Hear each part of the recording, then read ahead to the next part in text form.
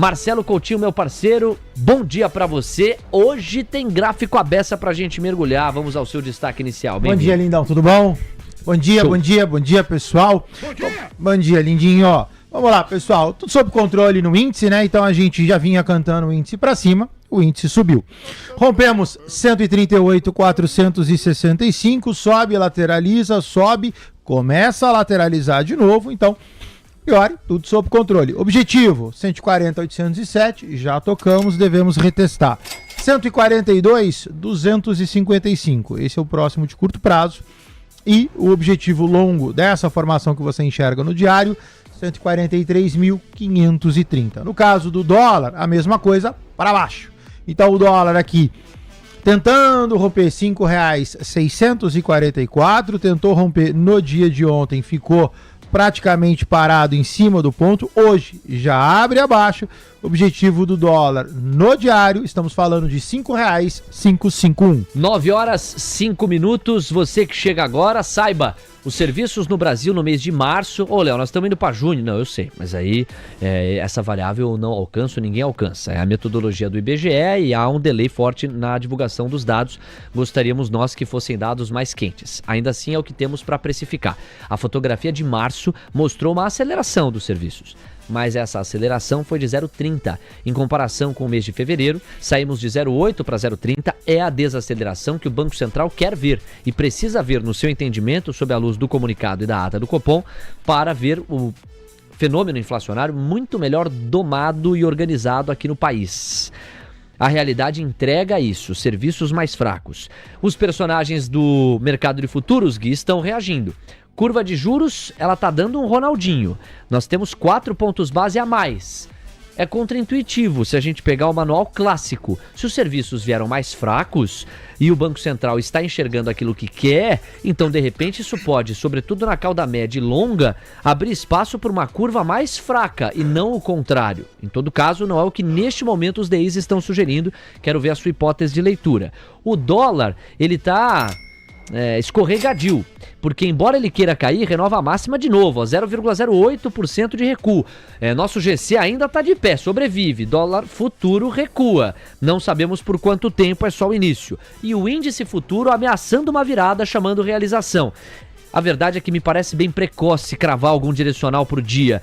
É só o primeiro momento e a primeira foto de um filme que a gente ainda vai narrar juntos. Gui, vamos pro seu destaque inicial, bem-vindo, bom dia. Bom dia, Léo Levati, bom dia essa bancada maravilhosa e a todos os nossos queridos ouvintes. É isso, uma salva de palmas para essa transmissão chique-mir. Leozinho, dá 10, 15 minutinhos pro mercado, né? Tá muito esticado o contexto da parte técnica, o que faz com que nós tenhamos no começo do dia toda essa digestão, tanto do pré-mercado, como também vencendo as notícias de alta relevância nesse começo do dia, para que a gente possa voltar no direcional. Uma coisa é certa, Léo, bolsa para cima, dólar para baixo, nós temos esse movimento continuando, né, facilmente o entendimento, só que nada cai e nada sobe numa linha reta, então esse dólar é o que mais pode gerar um repique nesse curtíssimo espaço de tempo.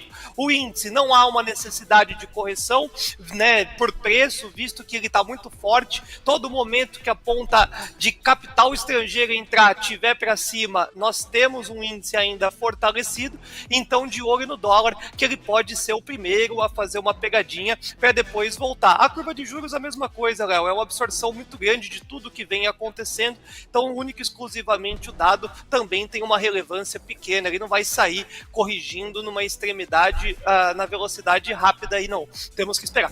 Olha, é o seguinte, o Coutinho até olhou com ciúmes aqui pra mim, porque eu tinha falado pra ele no paralelo, falei assim, Coutinho, o noticiário hoje tá um pouquinho mais fraco em termos de precificação, tu vai sobrar hoje com os gráficos. Mas foi só da 9 da manhã, garotinho, que novidades pintaram aqui. Eu quero chamar a atenção de vocês para outro highlight, enquanto o Coutinho se recupera, porque tá um pouco abalado, um outro highlight relacionado a Estados Unidos.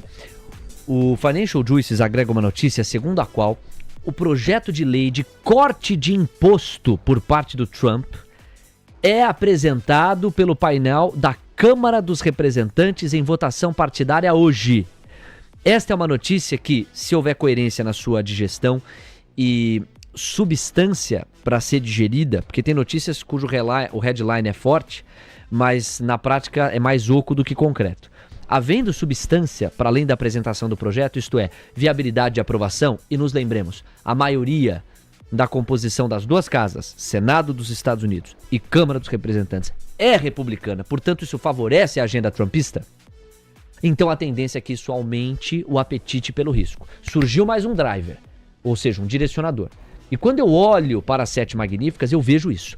Tesla saiu de 1,5%, 1,82% para 3,20% de avanços.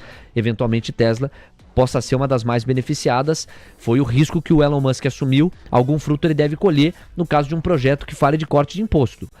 Nvidia passa a subir 3,20%. Google sobe 0,6%, Meta 1%, Amazon está no 0 a 0, Apple está caindo 0,30%, ameaça até buscar o 0 a 0, Microsoft recua 0,40%, mas houve uma mexida. O Coutinho está de olho nos principais índices acionários americanos que estão ensaiando um candle um pouquinho mais forte. Se você pegar a fotografia dos candles anteriores, a gente vê, não sei se já dá para chamar de abaulamento, me parece até que não, é uma franca ascensão. Coutinho, dá uma atualizada nesses gráficos, por favor. Bora, tava namorando ali Tesla enquanto você falava. Dow Jones sobe, tá aguardando ali 42.840. Quando você olha para S&P 500, já rompeu 5.788, tudo sob controle, a priori segue subindo. A mesma coisa com o Nasdaq, canto inferior aqui do seu lado esquerdo, também já rompeu 21.276. Russell 2000 nesse momento desacelera em cima de 2011, mas monta outro envelopinho de alta. O outlook do mercado americano segue bem positivo. Outlook positivo lá nos Estados Unidos. Em relação à tabela da volatilidade, o VIX praticamente zerou o estresse. O VIX estava subindo 1%, agora está subindo 0,05%.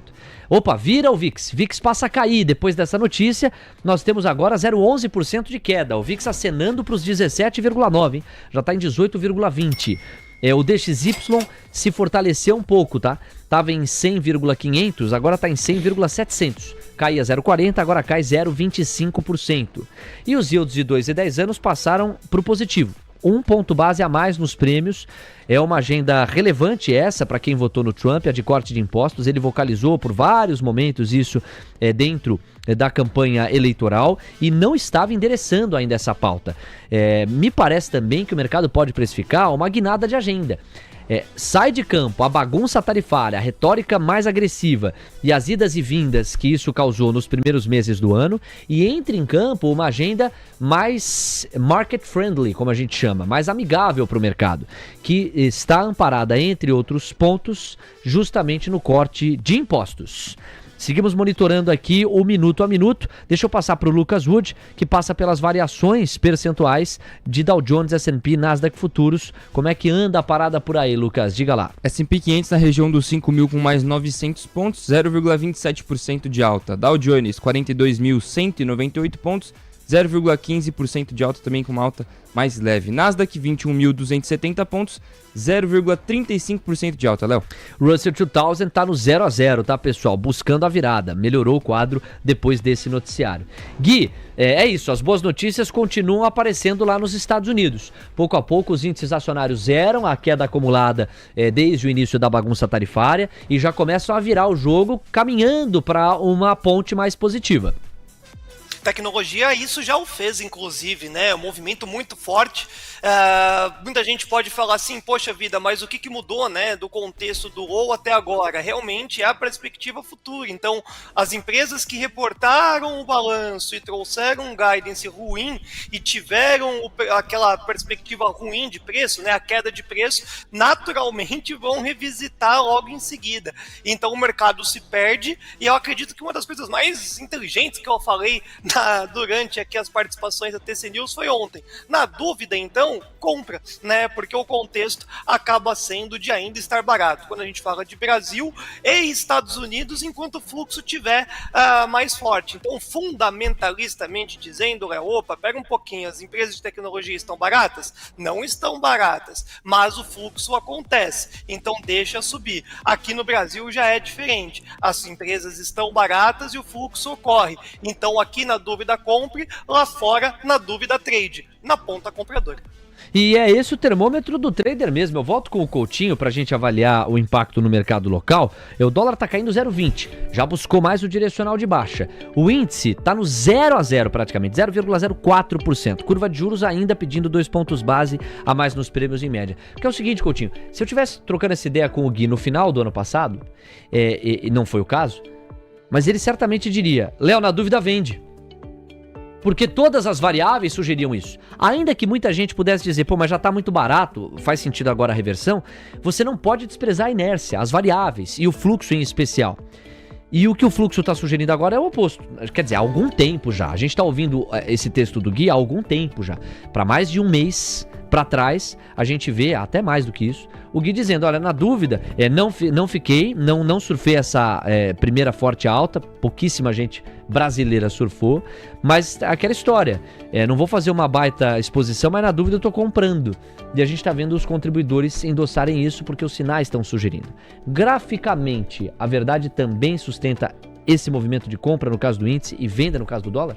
Sustenta, Leozinho. Olha só, se você pegar, vamos colocar de novo no diário, né? Se você pegar o índice IBOV, aqui eu vou traduzir no mini índice, a gente saiu de 125 mil e foi para 140 mil pontos, né? Então você vê, e aí você tá falando de um mês e meio, talvez, estou pegando aqui primeira quinzena de abril até esse mês. Então você tem aqui uma alta, que a priori se sustenta, você tem rompimento histórico do IBOV, então, tudo sob controle, né? Se você olha a figura de curto prazo, também é altista, né? Então, cantei 142 mil pontos e aqui 143 mil pontos. No gráfico de 60 minutos, olha só, você já tem um envelopezinho de alta, sobe, lateraliza, sobe, tudo sob controle. O intraday começa a se desenhar altista também. No caso do dólar, a mesma coisa, dólar para baixo, a gente também já vinha cantando essa queda do dólar. O dólar no intraday gráfico de 60 é a mesma figura do índice, ou seja, cai, lateraliza para cair. O dólar está aguardando rompimento R$ 5,624. O mercado está bem estável, ou seja, índice para cima, dólar para baixo, as coisas lá fora estão acalmando, só falta realmente dar uma mexida aqui dentro, né? Aí quem sabe. Pois é, são 9h16. Gui, para você, qual sinal poderia fazer um abandono dessa tese na dúvida compra? É o contrato futuro ou os contratos em aberto de futuros? É o fluxo do à vista, que ao mostrar um gringo já cansado e realizando pode fazer o sinal de reversão? É alguma notícia? Tem a ver mais com um gráfico? O que é que pode fazer você abandonar a ideia do hoje vigente na dúvida compra a bolsa? É muito difícil, Léo, porque nós temos que ter as empresas aqui no Brasil estarem superfaturadas, né, sobrecompradas no âmbito fundamentalista, junto com um técnico extremamente estressado, coisa que está muito distante de acontecer, né? Graficamente, se nós tivermos esse devido rompimento da máxima do dia anterior, Coutinho pode me confirmar, mas tem, sei lá, mais pelo menos 3, 4 mil pontos que o índice poderia andar sem nenhuma movimentação de fraquejada. Na ponta, quando a gente volta na lembrança do à vista, poxa vida, nós tivemos boa parte dessa alta sem o que é a base brasileira, que é a commodity, né? Então o banco saiu na frente, conseguiu trazer essa perspectiva mais positiva para nossa bolsa e ficou para trás Petro e Vale. Aí Petro entrega um resultado estelar. Estelar não, é muito forte falar, mas um resultado positivo. E a Vale podendo subir seus 8, 9% para chegar na próxima resistência, qual é? Né? Então o abandono de uma tese dentro do cenário brasileiro é quando o gringo indicar a parte de fluxo para baixo com a movimentação das empresas fundamentalistamente dizendo, negociando acima do seu preço justo. E, Léo, isso daí pode acontecer há meses para frente, tá? Por vias de regra, nada muda essa perspectiva mais positiva. Não tem fiscal, não tem eleição 2026, não tem nada. Gringo comprando, bolsa barata na parte do fundamento, é para cima. Então, quando nós estivermos batendo o alvo de técnico e esses movimentos acima do fundamento, é hora de chamar atenção. Não compre em topo, né? Senão a galera começa a cornetar, mas comprador de topo não é isso. Nós estamos, desde o ano passado, numa perspectiva de cair os juros e a bolsa sair daquele movimento lateral. Entrar em expansão tem movimentos de sequência de meses de alta, né? Então pode ter sido aí esse movimento que nós estamos acompanhando nesses últimos dias, só o começo de uma alta. Olha, até as 9 da manhã nós tínhamos um jogo, uma dinâmica, algumas evidências. Depois das 9 passamos a ganhar outras. Até as 9 da manhã nosso foco aqui principal no Morning Call foi fluxo. Nós falamos do fluxo dos contratos em aberto, portanto, dos ativos futuros, dólar e índice, e falamos do fluxo à vista com o dado da B3 referente ao dia 12, é sempre D mais 2, portanto, quer saber no dia 14 alguma coisa sobre fluxo comprador ou vendedor do à vista, você só vai poder saber referente a 2 dias anteriores, logo dia 12 traçamos isso aqui. E o que o resumo da ópera sugeria? Nós continuamos diante de uma inércia, vocês já ouviram isso hoje, de força compradora da Bolsa Brasileira e vendedora do dólar. Quando deu 9 da manhã, outras evidências pintaram, no mínimo 3. E as 3, em linha com a anterior da faixa das 9, sugerem mais apetite pelo risco. Então vamos contando a história. Cada dia é uma história. O longo prazo é uma sequência de curtos prazos. Vamos ver o que é o curto prazo de hoje. Às 9 da manhã, nessa faixa, portanto, às 9 da manhã a gente encontrou serviços no Brasil. Dá uma olhada na minha tela, que eu tô de olho no investing.com dessa vez. Veja aqui, ó, o crescimento do setor de serviços na base anualizada, sob a luz de março, chega a 1,9%. Isso não diz nada se você não tiver uma referência. Vamos olhar então para o acumulado do ano, quando o dado de fevereiro foi divulgado. Olha o que aconteceu. Você tá vendo esse tracejado verdinho aqui, ó? É porque houve uma revisão para cima. O dado original, quando saiu a fotografia de fevereiro, era de que no ano nós tínhamos 4,2% de ganho acumulado do setor de serviços no Brasil. Isso foi revisado para 4,3%, o que só aumenta o abismo, vou usar essa palavra, entre os 4,3% e o 1,9%, ou seja, entre fevereiro e março. Mesma coisa em relação à base mensal, veja aqui, ó. Saímos de 0,9, não 0,8. Lembra que eu estava falando 0,8? Acabou de revisar para cima. Então nós saímos não de 0,80, mas de 0,90 e fomos para 0,30. Isto só aumenta o contraste entre fevereiro e março. Está havendo uma desaceleração. Nós reduzimos a 1/3 o volume de serviços de um mês para o outro. Isto aqui é trigger de compra, por quê? Porque o mercado tende a digerir estas evidências como sendo evidências para o Banco Central diminuir o pé, tirar o pé do custo de capital brasileiro em algum momento ao longo deste ano. Primeira evidência. Segunda, o Trump declarou há pouco que pode haver notícias sobre Rússia e Ucrânia. Dentro da coerência retórica política dele, se desde que ele chegou lá, ele fala que quer acabar e que vai acabar com essa guerra, se ele diz que vai haver ou pode haver notícias hoje sobre Rússia e Ucrânia, me parece que as manchetes falariam mais sobre cessar-fogo do que sobre o oposto, uma escalada de violência. Isto é trigger para fuga do risco ou apetite para o risco? Apetite para o risco. Aí vem o terceiro highlight, olha como a história vai se moldando desde as 9 da manhã. Um projeto de lei de cortes de impostos, tão vocalizado por Trump durante a campanha, foi apresentado é apresentado no painel da Câmara dos Representantes em votação partidária. Corte de impostos. O mercado vai olhar com bons olhos ou com maus olhos? O mercado vai olhar com apetite pelo risco ou sem apetite pelo risco? Poxa, com apetite pelo risco. Então, assim, as 3 evidências que nos primeiros 15 minutos da faixa das 9 da manhã pintaram pra gente digerir, sugerem mais apetite pelo risco. A ressalva aí, Gui, é um eventual cansaço que as altas acumuladas dos últimos dias entregaram. Esse cansaço pode limitar o noticiário positivo dessa quarta-feira, mas convenhamos, é um noticiário positivo, se olhar sobre ele. E se você abrir o microfone, obviamente, vai ficar bem mais fácil. Não, não, eu vou deixar pra amanhã, tá? Eu vou deixar pra amanhã. Mas o dinheiro, Léo, ele é finito e não vai ter pra todo mundo, né? Normalmente, o que nós estávamos pautando há, sei lá, 48 horas atrás. O dinheiro tá nos Estados... Isso eu acho muito engraçado também.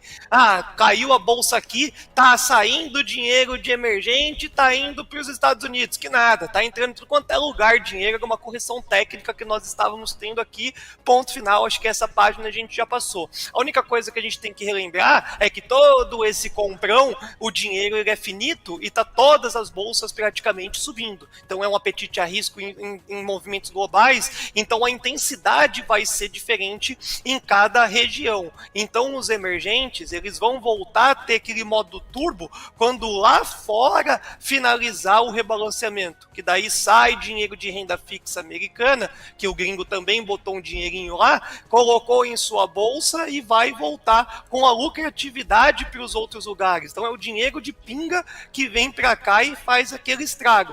Então nós temos um cansaço, obviamente, né? Olha ontem, quanto subiu, 1,40 e pouco, ele voltou à queda de antes de ontem e subiu ainda mais um pouco. Então isso vai demonstrando um cansaço, por isso que a gente fala, não necessariamente tem que ter a queda por preço, e sim pode manter a correção pelo tempo, mas é natural. Hoje se a gente tiver uma queda, não me surpreenderia e não mudaria nada a perspectiva altista. Grande Guilherme Cunha, olha, é o seguinte, eu também tô de olho na maneira como os portais estão embalando essa fotografia dos serviços. Nós tivemos aqui, ó, por exemplo, lá no portal da CNN, esta manchete, ó, setor de serviços sobe 2,4% no primeiro tri de 25, aponta IBGE. Se a gente pegar o corpo do texto, ó, 0,3% em março, tal, ó, com o resultado, o setor de serviços se encontra 16,9% acima do nível de fevereiro de 2020, que era pré-pandemia, né? E 0,5% abaixo de outubro de 24, o pico da série histórica. A contribuição positiva, o mais importante, ficou com o ramo de informação e comunicação, 7% de alta, impulsionado em grande parte pelo aumento das receitas das empresas que atuam no segmento de tecnologia. Os demais avanços vieram dos profissionais administrativos e complementares, 1,9%. Transportes, serviços auxiliares e transportes correio avançaram como grupo, 1%. E os serviços prestados às famílias subiram 1,5%. Em contrapartida, outros serviços exerceu a única influência negativa, menos 1,8%. Quando você vai para o qualitativo, sem nenhum prejuízo ao número absoluto de desaceleração, você vê que ainda temos uma dinâmica muito dinâmica. Uma dinâmica muito dinâmica é horrível. Uma dinâmica muito resiliente da atividade brasileira no campo dos serviços, que compõe o coração do nosso PIB. Ainda que seja uma desaceleração, olha aqui, amigos, somente o campo outros serviços é que registrou a fotografia negativa. Nós tivemos subida em informação e comunicação, por isso que eu gosto de cruzar com o release. Você vê, uma verdade não anula a outra. Está desacelerando? Está. Mas olha quando você vai para o qualitativo. Todas as linhas avançaram. Informação e comunicação, quase 7% de ganho. Profissionais administrativos e complementares, quase 2%. Transportes, 1%. E serviços prestados às famílias, 1,5%. Pode até desacelerar em relação a fevereiro, mas nós não estamos vendo no qualitativo várias linhas aqui já caminhando para o negativo ou afins. Então é importante ter isso para a gente fechar a referência em relação aos serviços. Manchete aqui, ó, no portal da CNN, setor de serviços sobe 2,4% no primeiro tri de 25, aponta IBGE. Temos 9 horas com 26 minutos, porta para dentro. Voltemos a olhar aqui, ó. Dólar caindo 0,12%, R$ 5,632. Índice futuro avançando 0,12%, 140.695 pontos. Curva de juros pede 7 pontos base. Essa curva não está olhando para o número absoluto em si. Parece olhar mais para o qualitativo que o IBGE divulgou e está pedindo cada vez mais prêmio. Um paralelo, a curva de juros americana está pedindo prêmio também, mas é um pontinho base a mais. Gráfico e Guilherme Cunha na sequência. Marcelo Coutinho, o dólar e o índice. É você. Sem grandes alterações, Leozinho. O índice permanece altista, 140,690. Vai retestar aquele nível que eu comentei, no 40807. O dólar também sem grandes alterações, permanece baixista. Vai testar, na verdade já chegou, R$6, bateu, R$ 5,624, agora permanece com cunho baixista. Projeção do dólar, tá longe, não. Vamos pegar uma mais curtinha, quem sabe faz ao vivo. Vamos pegar daqui para cá, R$ 5,606. Olha, o dólar deu uma encorpada agora, em 0,27% de recuo, chegou a renovar a mínima, me parece, ó, R$ 5,622. Então o dólar deu uma encorpada na pegada de baixa. O Indifut ainda tá paradinho ali no 0,10, 0,11. Mínima de novo pro dólar, R$ 5,622,5. Olha que falta pouco pra gente eventualmente ver esse dólar abaixo de 5,60. Nós já estamos vendo R$ 5,621. Tá ameaçando bater R$ 5,61. 9 horas com 28 minutos. Vamos fazer o seguinte agora. Guilherme Cunha, você que volta na faixa das 11 em meio às férias do Fernando Marques, apresenta pra gente o seu destaque final. Olha o dólar encorpando, Gui, 0,42%. Em princípio, não tem nenhum fato novo. É só uma destravada parcial na moeda americana em cima do direcional, cujo fundamento a gente está narrando aqui desde o início do programa. Então, ó, olhando para isso, tem um highlight da OPEP que eu gostaria que você comentasse.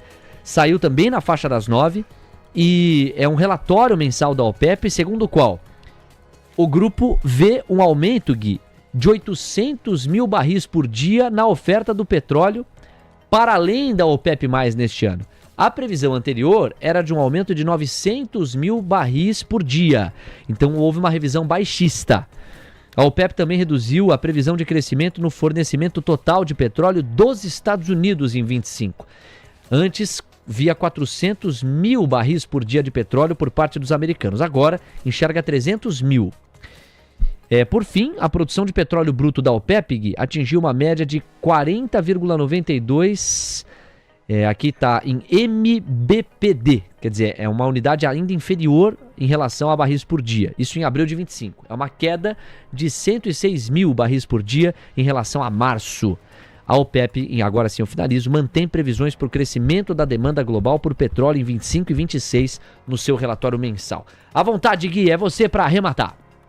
Deu uma balançadinha na roseira, né? Quando você falou, nós corremos a verificar a ferramenta Superdom, diminuiu a liquidez ali, deu essa balançada e o dólar tá querendo fazer essa, viu, Léo? Romper esses R$ 5,60 e começar a mirar o alvo desse contrato, que para mim aqui é 5,850, 5,800, até bate na madeira aqui, 5,585 é o alvo desse contrato e o mercado tá querendo mandar o dólar para lá já durante esse período do dia de hoje, quiçá amanhã. Quando a gente olha para o cenário da OPEP, a gente olha para petróleo, essa notícia adicionada à movimentação a respeito de um possível fim do conflito geopolítico, esse movimento gera uma volatilidade e é para baixo, tá? Então, inicialmente, a gente pode ter uma mudança nessa trajetória do preço do petróleo, fazendo com que gere uma tensão novamente, não só para a Petrobras, mas principalmente para as Junior Oils, que fizeram uma grande alteração com o Brent recentemente. Então, de olho aí, esse anúncio da guerra, do possível fim de guerra geopolítica, junto com essa notícia da OPEP, pode trazer do nada uma queda um pouco mais intensificada para o petróleo. 9h31. Gui, obrigado. Até mais tarde. Até mais tarde, Léo Levati, e a todos os nossos ouvintes. Eu posso inovar no like hoje. Beijo. Quero ver, hein? Se o like estiver fraco quando tu voltar aqui, a gente vai convocar mais uma chamada sua. Nós já estamos com quase 1.300 likes. Se você que ainda não deixou o seu like, isso nos ajuda muito. São mais de 2.700 pessoas neste instante conosco só pelo YouTube. O João Vitor tá na área, o Gustavo, o Moisés Santana, também o Remy, o SCR, o Fernando Santos, Júnior Oliveira, o Alibabá, o AL+, o Uli Santos, também o Raul Nichelle. Obrigado pela audiência de todos. 9h31 e a gente tem a alegria de cumprimentar aqui o nosso Fábio Fares, já na ponta da conexão. Vamos com ele até a faixa das 10 da manhã. Grande Fábio, bem-vindo, bom dia para você. Bom dia, Léo, bom dia, ouvintes, uma excelente quarta-feira para todos vocês.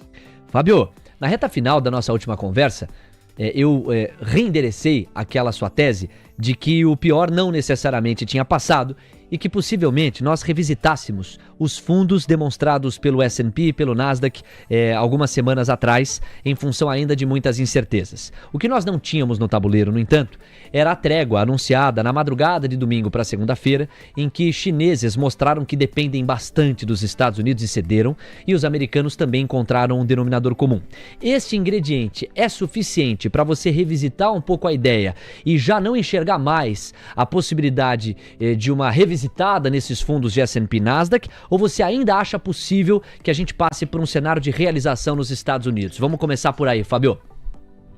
Olha, Léo, eu acho que a gente tem que tomar muito cuidado, porque essas tréguas e tudo mais têm prazo de validade e ainda tem muita coisa para acontecer. Eu acho que o principal sinal que continua gerando tensão e preocupação aqui nos Estados Unidos é quando você vê com tudo se resolvendo, tudo ficando mais claro, tudo ficando mais leve e a gente conseguindo ter previsibilidade, a curva longa subindo sem parar nos juros. Hoje o 10 anos fecha um pouco, mas ainda está no patamar de 4,50, o 30 anos muito próximo de 5%, o que é bem preocupante, porque isso faz um peso enorme nos ativos de risco e também dá uma sinalização ruim para a dívida americana, que mostra que o apetite está muito pequeno. Essas taxas deveriam estar mais baixas. Por outro lado, também, A gente viu um número de inflação ontem que ele foi na margem, na manchete, melhor, mas que quando você olha para ele, para o qualitativo dele, você vê que dificilmente em 2025 o Fed vai cortar juros, o que traz outro peso. Então, assim, por um lado, a gente tem muito boas notícias no fronte comercial, tarifas, o que traz previsibilidade, coisa que até o final de semana não existia, e principalmente mostra que todo mundo errou, né? Cadê a China, potência, que não precisa de ninguém, que vai massacrar os Estados Unidos? Todo mundo perde nessa história, por isso que sentaram para conversar, e isso vai ajudar. Cria um componente ruim também, Léo, a gente tem que ser honesto, porque por outro lado, olha o que aconteceu essa madrugada. A Índia, que estava com negociações avançadas com os Estados Unidos, vendo que os Estados Unidos têm massa de manobra para ceder, falou, eu quero mais. Eu não vou nessa linha não, vamos negociar melhor. Isso pode atrasar novas negociações, o que também ainda gera incerteza. Então, assim, talvez 4.800 tenha sido a mínima, mas eu não me empolgo achando que a gente vai ver novas máximas antes da gente ver um pullback, que seria até saudável. Às 9h34, portanto, o Fábio reconhece que tivemos boas notícias no front comercial e que elas sugerem maior previsibilidade, o que não era um ingrediente no tabuleiro antes da madrugada de domingo, início da segunda-feira.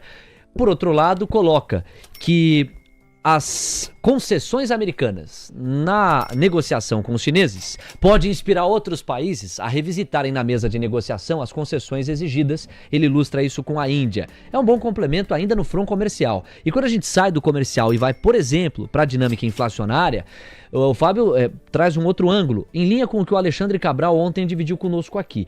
Quando a gente vai para a composição qualitativa, moradia ajuda a justificar muito a fotografia absoluta mais fraca do que o imaginado. E quando, no entanto, a gente vai para outras linhas, ainda há preocupações sobre o comportamento dos preços. Tanto é assim, e com isso eu te devolvo, Fábio, agora com o gancho do Fed, que na ferramenta FedWatch, o mercado que já enxergou 4 ou 5 cortes de juros, colocou as manguinhas para dentro e está falando, quando muito, de 2 cortes. É a vida como ela é, a cada dia aquela ferramenta mexe, mas hoje há um cenário menos otimista com cortes por parte do Fed. Gostaria que você comentasse. O mercado sempre vai pedir, né? Vide aqui no Brasil que ainda tem precificação aí no Brasil de uma Selic subindo, o que a gente acha, acredita e vê que vai ser bem difícil, né? 14,75 parece que é o topo dela e vai ficar aí por um longo período. O mercado, ele sempre tenta se antecipar e ele é remunerado para isso.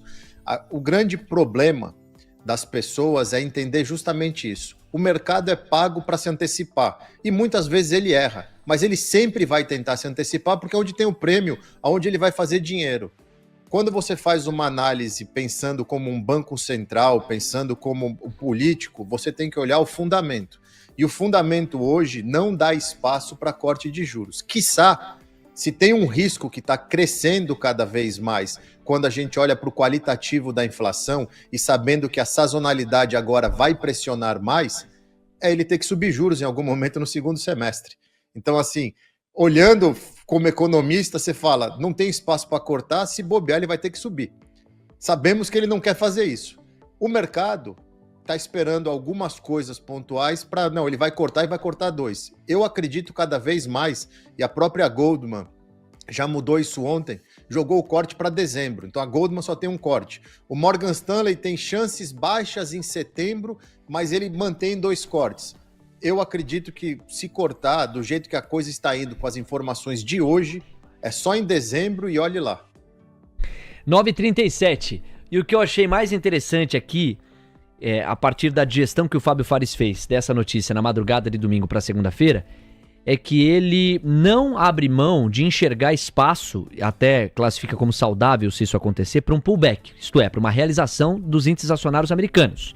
No entanto, já não endossa, como sem a notícia chegou a endossar, que a gente poderia revisitar necessariamente aqueles patamares de fundo a que chegamos ao longo do ano. O que eu acho muito coerente, porque realmente a balança de risco, e o Fábio deixou essa porta aberta, né? Se alguma coisa mudar, a gente vai lá e revisita. E a balança de riscos ela foi descomprimida com essa melhoria no campo comercial. Já relação ao Fed, então agora, foi o Goldman que você citou, né, com o relatório sugerindo um corte só para dezembro, tá acenando positivamente, portanto já há casas renomadas trabalhando com um corte e olhe lá. A ver, eu volto contigo em instantes, Fábio, uma rápida licença para a gente falar do dólar, que renovou mínima nos R$ 5,611.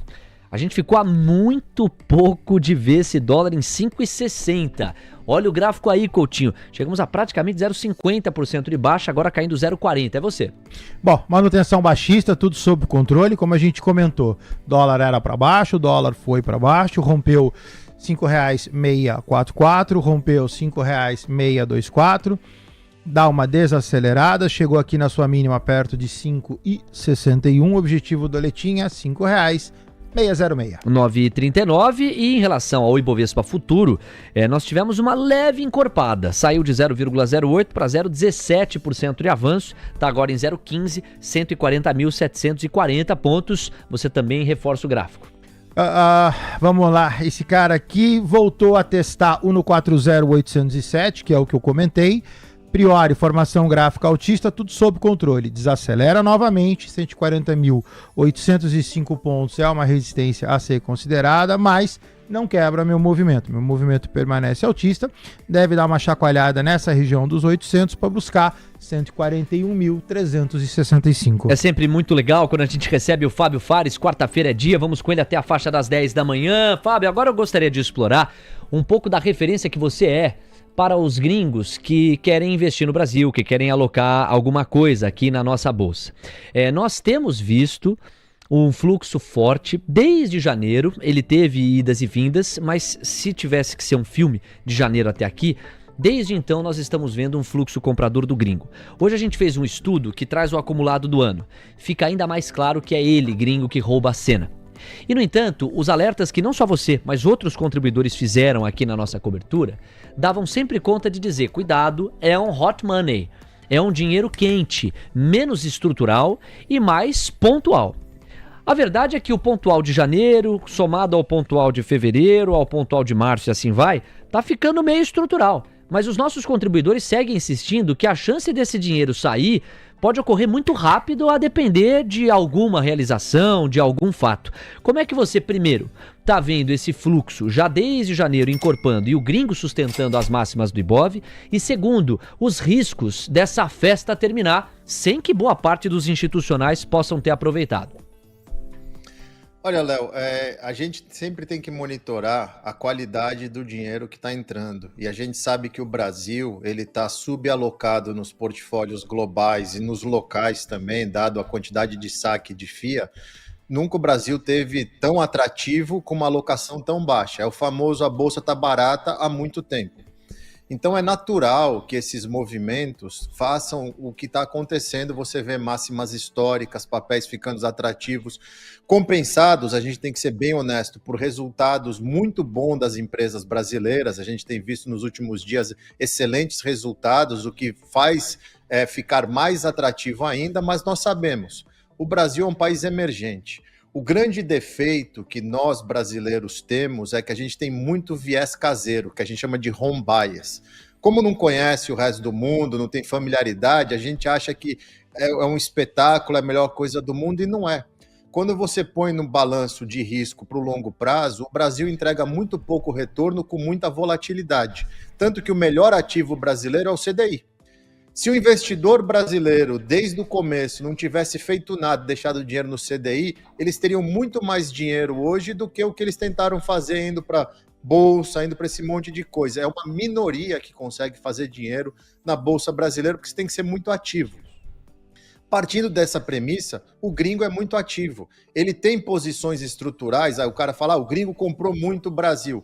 Muito disso é fluxo de ETF, que o cara é passivo, alguém compra um ETF aqui fora que tem Brasil no portfólio, a gestora tem que comprar a ação aqui para fazer o hedge, é natural. Agora, alocação de longo prazo, você vê que raramente esses fundos carregam muita coisa por causa da característica de retorno com volatilidade. É um VaR muito alto que você tem que carregar para um retorno que acaba sendo marginal.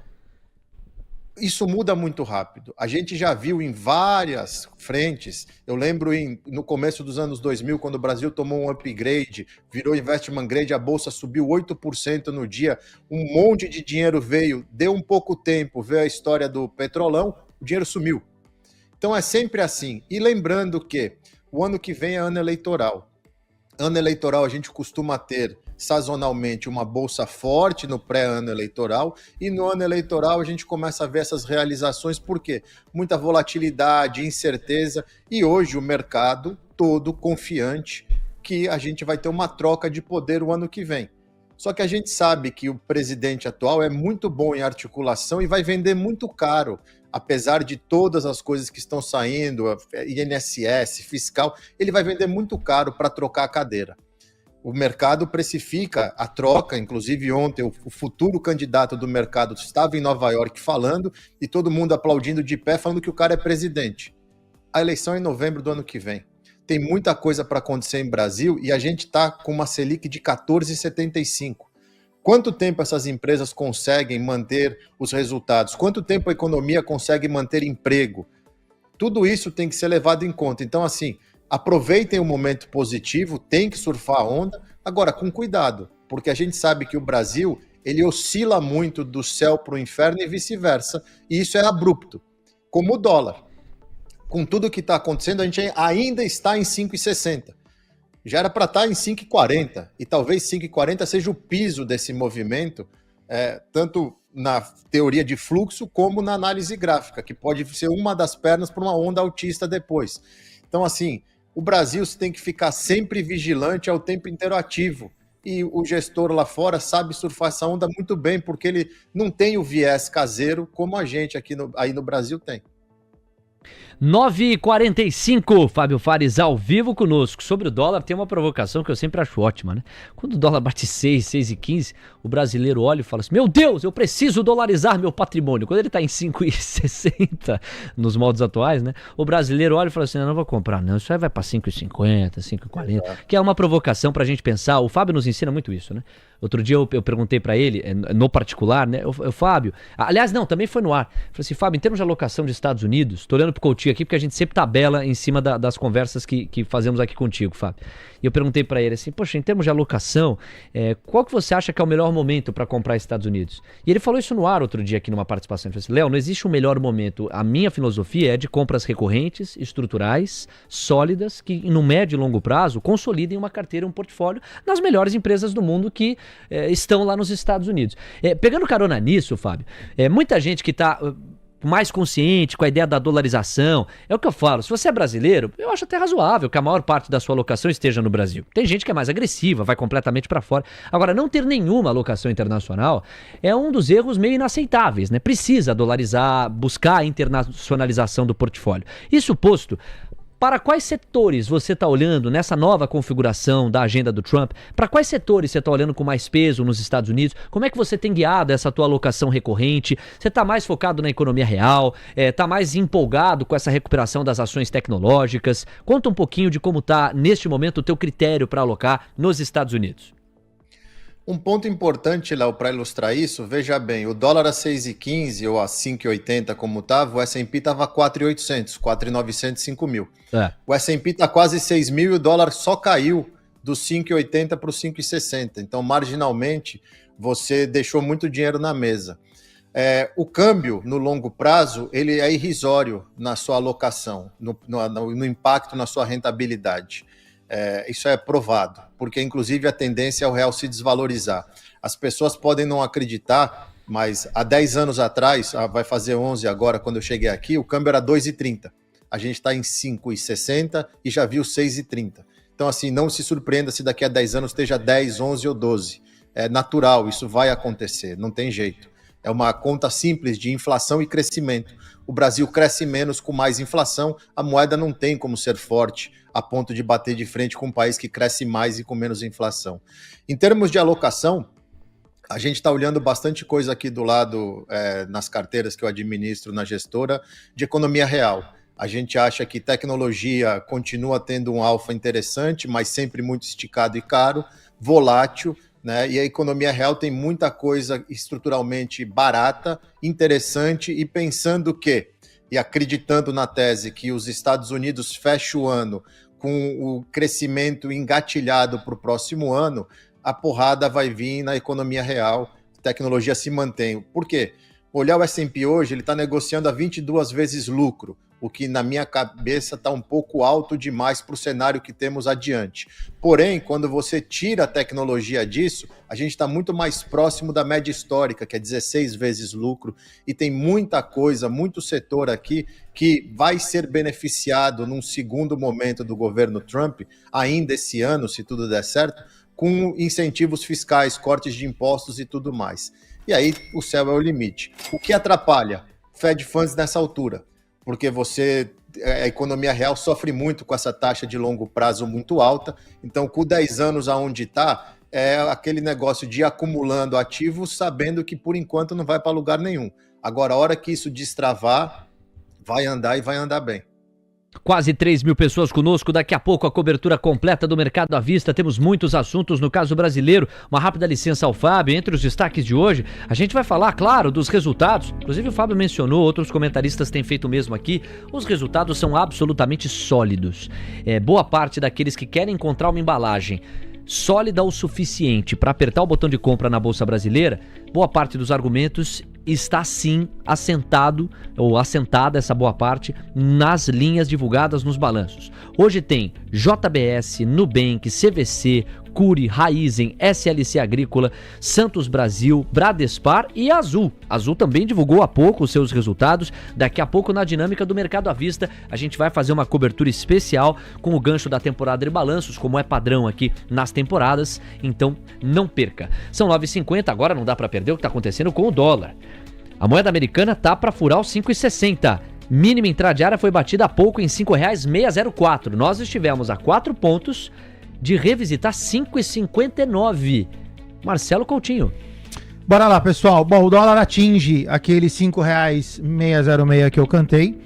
Day traders de plantão na ponta vendida, por favor, fiquem atentos. Você tem agora probabilidade de leve correção altista para posterior baixa. Próximo objetivo do dólar, R$ 5,599. Então, tudo sob controle.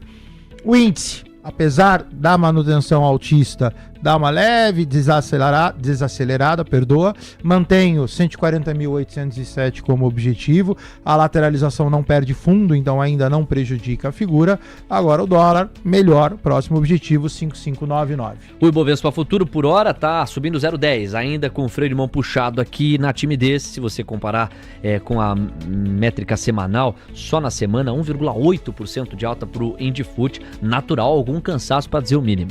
9h51 minutos. Fábio, você trouxe um gancho bastante relevante, sobre o qual a gente tem falado muito aqui na cobertura. Os yields de 10, no momento em que falamos, estão pedindo 2 pontos base a mais nos prêmios e oferecem um retorno médio anual de 4,49%. É o que eu estou vendo agora aqui com os meus olhos. Na precisão ficaria 4,489, praticamente 4,49%. Isso não é comemorável para Trump, para Bessent. O objetivo que eles vocalizam é bem diferente desse. No nosso entendimento até aqui, está prevalecendo um desfazimento dos títulos da dívida na busca pelo risco. Muita gente vende os títulos da dívida americana nesta semana, em função do noticiário da madrugada de domingo para segunda e da trégua entre americanos e chineses, buscam bolsas lá nos Estados Unidos, saem recursos dos títulos da dívida porque a busca por proteção diminui. E na prática, a venda dos títulos faz com que o valor de face deles caia e o rendimento atrelado a eles suba. Te parece, primeiro, uma embalagem válida para explicar o movimento dessa semana pontualmente? 2, que a demanda pelos títulos da dívida pública americana vai voltar a ponto de a gente ver, apesar do apetite pelo risco, os rendimentos caírem na medida em que mais compras dos títulos se sustentam? Ou talvez aí esteja o arranhão e uma das cicatrizes dessa retórica mais agressiva do Trump, na medida em que a busca pelos títulos da dívida pública americana tende a estruturalmente diminuir. Como é que você está vendo o comportamento dos yields especificamente, Fábio? Olha, eu gosto sempre, né, e eu converso com muita gente aqui que gosta de olhar sempre as teorias muito mais profundas do que só o que a gente está vendo na superfície, porque você consegue fazer algumas ligações. Então vamos por partes. Primeiro, segunda-feira foi um dia histórico de compras de hedge funds americanos na Bolsa. Aproveitou que saiu o deal, que deu uma respirada, estavam subalocados, compraram bastante. Isso precisa ser gerado de caixa. Então, alguma coisa disso pode ter afetado os yields. Outra teoria que existe, e a gente não escutou ainda nada sobre, porque as autoridades não vão falar, mas repare uma coisa, Léo. Eu estava conversando com um gestor de treasuries lá, de um fundo grande aqui nos Estados Unidos, de Nova York, ele me falou, ontem, ele falou, Fábio, você percebeu que nenhuma autoridade americana, Trump, o Bassett, ninguém está reclamando dos níveis da taxa de 10 anos ou da curva longa? Eles não falaram nada. Verdade. E o Trump tinha sido bem vocal anteriormente sobre isso. E o Bassett sempre falava que o trabalho dele era jogar a taxa de 10 anos para baixo através dos trabalhos que eles iam fazer para trazer credibilidade.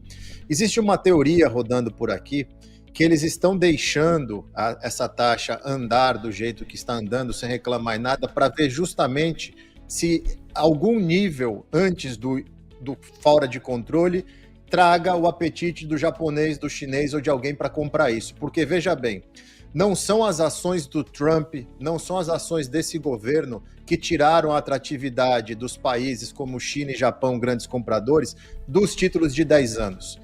A grande ponto de inflexão disso foi quando começou a guerra da Rússia e da Ucrânia, o que os Estados Unidos fez de tirar a Rússia do sistema de SWIFT da noite para o dia, sem conversar com ninguém.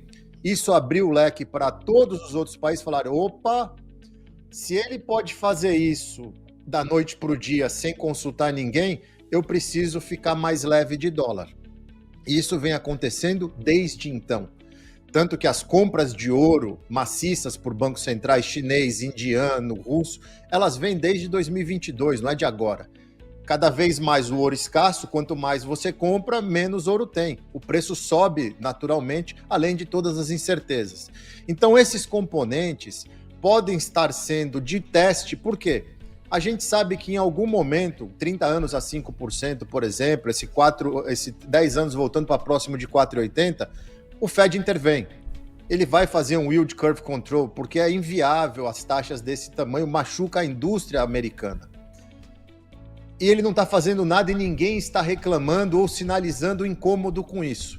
Então existe esse sentimento que isso pode ser um teste dentro de um limite ponderado para ver em que nível essa turma vem.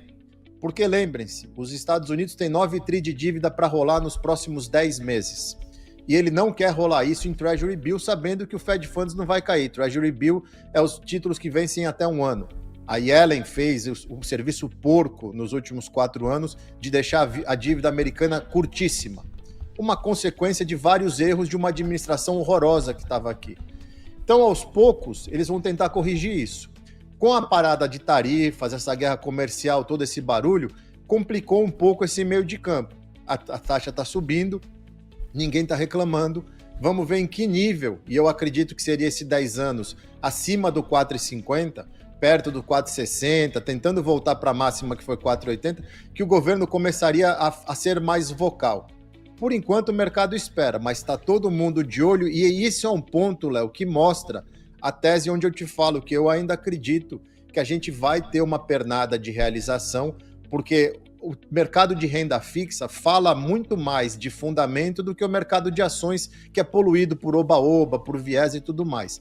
E o mercado de renda fixa está extremamente estressado com taxas nesses níveis e tudo mais. Então, assim, alguma hora isso vai rachar e a gente vai ver alguma coisa acontecendo. Por isso que eu ainda acredito numa pernada dessa bolsa aí, voltando para respirar, de repente perto dos 5.200, 5.300, que seria uma pernada saudável, com os yields corrigindo aqui para níveis mais saudáveis.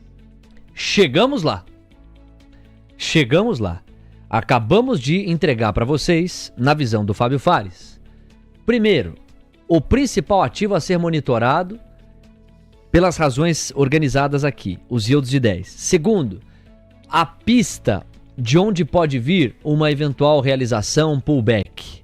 E terceiro ponto, o comportamento do Trump e do Bessent a partir do que esses yields de 10 vão comunicar, porque até aqui o Fábio faz bem em observar, está prevalecendo um silêncio, que não prevaleceu num primeiro momento. E a postura do Fed sobre a liquidez que será necessária em termos de geração, caso esses yields de 10 continuem buscando topos do tipo 4,60, 70, 4,80. Tem muito em jogo. Mercado da renda fixa, até pela estabilidade maior em comparação com o da renda variável, pode ser um fiel aliado para você trader, para você investidor, antecipar alguns movimentos. Não tem jeito mais legal do ponto de vista do fundamento de a gente fechar essa tabela com o Fábio. Meu amigo, muito obrigado, um grande abraço, a gente volta a conversar na próxima quarta-feira. Até lá!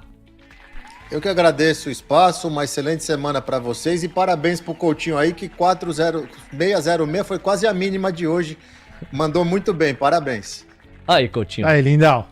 Tamo junto, lindão. É, Coutinho. Esse é o Coutinho. Falar em Coutinho, o Fábio Fares deixou a deixa aqui pra gente usar a palavra 2 vezes.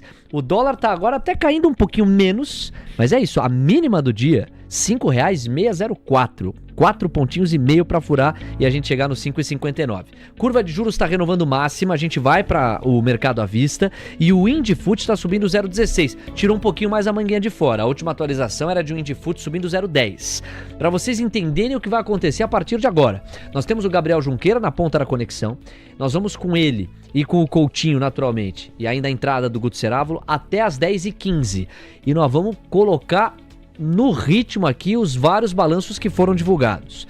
Depois tem uma participação extraordinária do Buca hoje. O Buca tá presente na nossa cobertura às segundas e sextas-feiras. Hoje não, diria Kleber Machado, porque ele estará conosco excepcionalmente, das 10h15 às 10h30. Vai nos deixar aqui na boca do gol para a abertura do mercado americano e aí nós vamos retomar a tabela com o Coutinho e com o Gabriel Junqueira. Tô ancorando você da nossa audiência para a maneira como vamos organizar o conteúdo e a cobertura daqui em diante, fechado? 10 em ponto, Coutinho, por padrão e protocolo, você revisita dólar e índice e aí eu já vou emendar nos resultados para convidar o Gabriel Junqueira com os seus destaques. Vai lá, Coutinho. Bom, o índice do seu lado esquerdo, o índice permanece lateralizado, o viés que era altista começa a ficar preterido em função dessa lateralização que vai me gerando um envelopão de baixa, então day traders de plantão na ponta comprada do índice, por favor, atenção.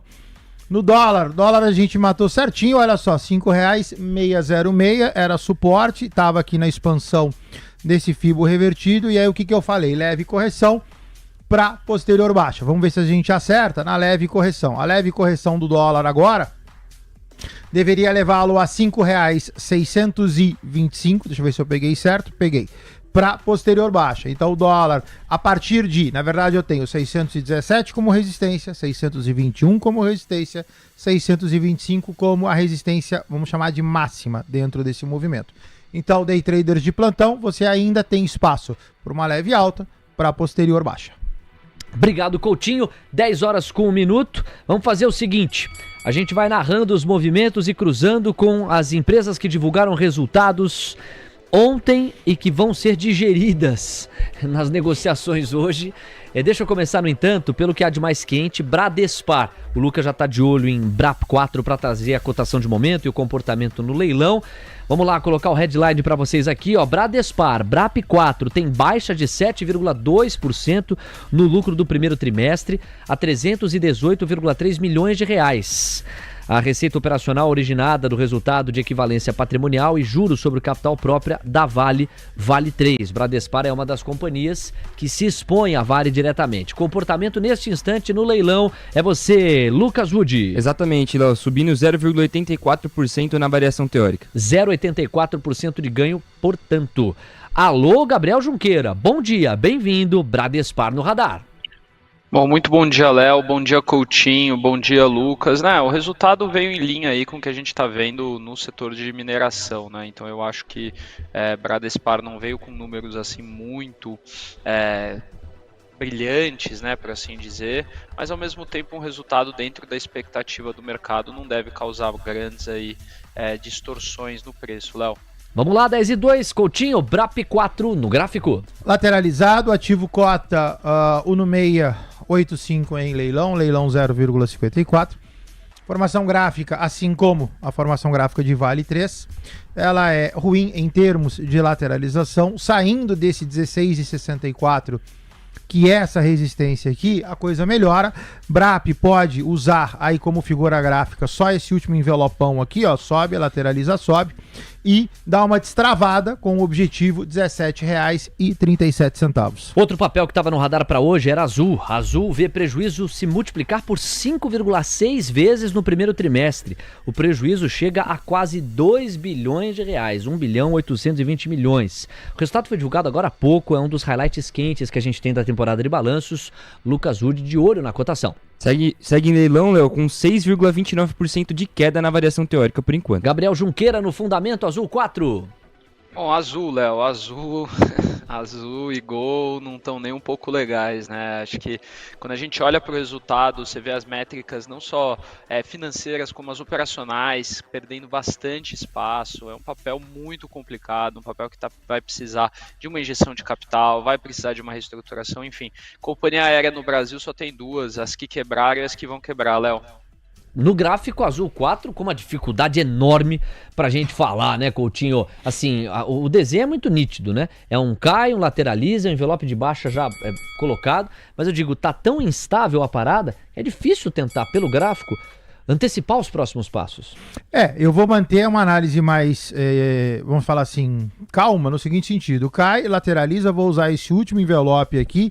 Cai, conservadora, é a palavra que eu estava buscando. Então, o Azul para mim permanece baixista, rumo ao pó. 0,94 é o objetivo. E aqui, como você falou, né? Olha só, o ativo tem um gap de 0,94 a 1,89, ou seja, praticamente ele dobra. Então, pode acontecer qualquer coisa, mas não tem nem o que falar. É rumo ao pó, 0,94, agora já caindo 6,29 no leilão, cota 1,34. 10 horas, 5 minutos, muito papel em leilão ainda. O dólar está caindo 0,28, diminui as perdas e os DIs estão abrindo, são o grande destaque. A notícia está nos DIs. O Ibovespa está no 0 a 0, buscando ainda um direcionamento maior. Já são variações de destaque. IRB, NF3 e CVC subindo em média 1,4 e nas quedas Magalu, Pão de Açúcar e Cosan, recuo médio de 1,32%. JBS no radar. A empresa reportou 2,9 bilhões de reais de lucro líquido no primeiro trimestre. É uma alta anual de 77,6%. Foi na noite recente, né, de terça-feira que a gente viu, no dia 13 de maio. E aqui a gente vê, ó, o lucro antes de juros, impostos, depreciação e amortização, chamado EBITDA, ficou em quase 9 bi. É uma alta de praticamente 39%. Como é que anda o leilão de JBS, Lucas Wood? Queda de 0,12%, Léo. E aí, meu caro Gabriel Junqueira? Bom, o resultado da JBS foi bem sólido e sem surpresa no primeiro trimestre de 2025. O EBITDA ajustado aí, quando você tira os litígios e os impairments, de 8,9 bilhões de reais, em linha com as expectativas aqui do consenso de mercado. Receita líquida de 114 bilhões, crescimento de 39% no EBITDA na base anual, reflexos aí bastante interessantes. Como de costume, o fluxo de caixa no primeiro trimestre foi negativo em 4,9 bilhões, pressionado pela sazonalidade no capital de giro e pagamentos de tributos, né? O destaque positivo, mais uma vez, é o segmento de aves e suínos, que explicaram praticamente 100% da expansão do EBITDA no comparativo anual. A Seara roubou a cena com a receita de 12,5 bilhões de reais, 22% acima do que a gente viu no ano anterior, né? Isso foi muito em função de exportações robustas, né? Já o segmento suínos nos Estados Unidos também foi o destaque, com crescimento de 48%. Apesar desse resultado, Léo, a grande tese de investimento agora na JBS é a reprecificação via dupla listagem nos Estados Unidos. A ação hoje negocia 5,4 vezes Enterprise Value EBITDA esperado para 2025. Isso já é abaixo do consenso para 2025 da empresa, enquanto a Tyson Foods negocia 7,6 vezes e a própria subsidiária da JBS, a PPC, negocia 6,8 vezes. Uma reprecificação de uma vez no múltiplo Enterprise Value EBITDA da empresa implicaria um potencial de valorização de 40% no preço da JBS, Léo. Sobe, lateraliza, sobe, envelope claro de alta, aí vem uma correção, tem reversão? Tem reversão, Léo, 40,80 a cota agora. Então você cantou sobe, lateraliza, sobe e você já viu o cai, lateraliza, cai. Então o JBS no curto prazo é baixista. Pior caso, tá, pessoal? Você tem vários suportes no meio do caminho, eu vou pegar o pior. É uma queda de 12% para uma recompra a 35,72. Nubank tem lucro ajustado de 606,5 milhões de dólares, portanto passa de bilhões aí no caso de reais, no primeiro tri. 61,8% na comparação anual, queda de 0,4% ante o quarto tri de 24. Você que não está acostumado com a nossa cobertura, muita gente nova chegou aqui na nossa audiência, saiba, na temporada de balanços, o programa Manhã TC News, assim como Tarde TC News, tem uma vocação mais macroeconômica. Quem está aqui há bastante tempo já tem essa clareza. Mas é impossível desprezar os highlights na temporada de balanços. O que nós fazemos é trazer o headline, e aí a gente tem o privilégio de contar com o Gabriel Junqueira, que aprofunda o resultado nos bastidores e traz aquilo que mais deve guiar o mercado na precificação. Então, às vezes, o destaque do Gabriel vai muito além da manchete. Em outros momentos, coincide com a manchete. Vamos ver por onde ele vai daqui a pouquinho. Antes, tem o nosso Lucas Wood, de olho nos papéis de Nubank e na dinâmica de hoje. Você, Lucas? Roxo 34 ainda segue leilão, 3,52% de queda na variação teórica, Léo. Gabriel Junqueira? Bom, o Roxo 34, Léo, reportou um lucro líquido de 557 milhões no primeiro trimestre. Isso aí a gente vê que é 1% acima no tri contra tri, 47% acima no ano contra ano e um ROI de 27,4%, que é isso, o que foi 4% acima da estimativa do Santander, em linha com o consenso de mercado, né? A receita cresceu bastante, o Nubank segue entregando um resultado muito interessante, a carteira de crédito também expandiu 8% no tri, 40% ano contra ano. Então, a base de clientes atingiu 118 milhões de pessoas, isso é quase 20% a mais no ano contra ano. Só no Brasil, o Nubank tem 104 milhões de clientes, 11 milhões no México e 3 milhões na Colômbia, né? A penetração do produto Pix Financiamento aumentou em 38%, então isso também é muito forte, né? Aquele Pix que você faz ali usando o balanço do banco, ele te cobra uma taxa de 3% ao mês, né? Bela taxa que ele te cobra, isso ajuda bastante no resultado dele. Diga-se de passagem, eu ajudei bastante nesse resultado de Nubank fazendo esse Pix via financiamento, né? E a inadimplência aí também de mais de 90 dias melhorou 50 bips, o que mostra um índice bem melhor. O que eu vejo aqui, Léo, é que o Nubank ele já foi o queridinho do mercado. Ele já veio de muitos resultados positivos. E hoje ele tem desacelerado um pouco esse pace de crescimento, né? Então a gente está falando de um ROI de 27%, nossa, muito lindo, muito bonito, mas até outro dia ele entregava ROI de 40%. Então o mercado começou a desacelerar um pouco a precificação e os múltiplos são muito esticados. No segmento de bancos digitais, eu prefiro o Banco Inter, Léo. Vamos lá com o Roxo 34, tá na tela, Coutinho. Há aí uma subida clara e um abaulamento, não?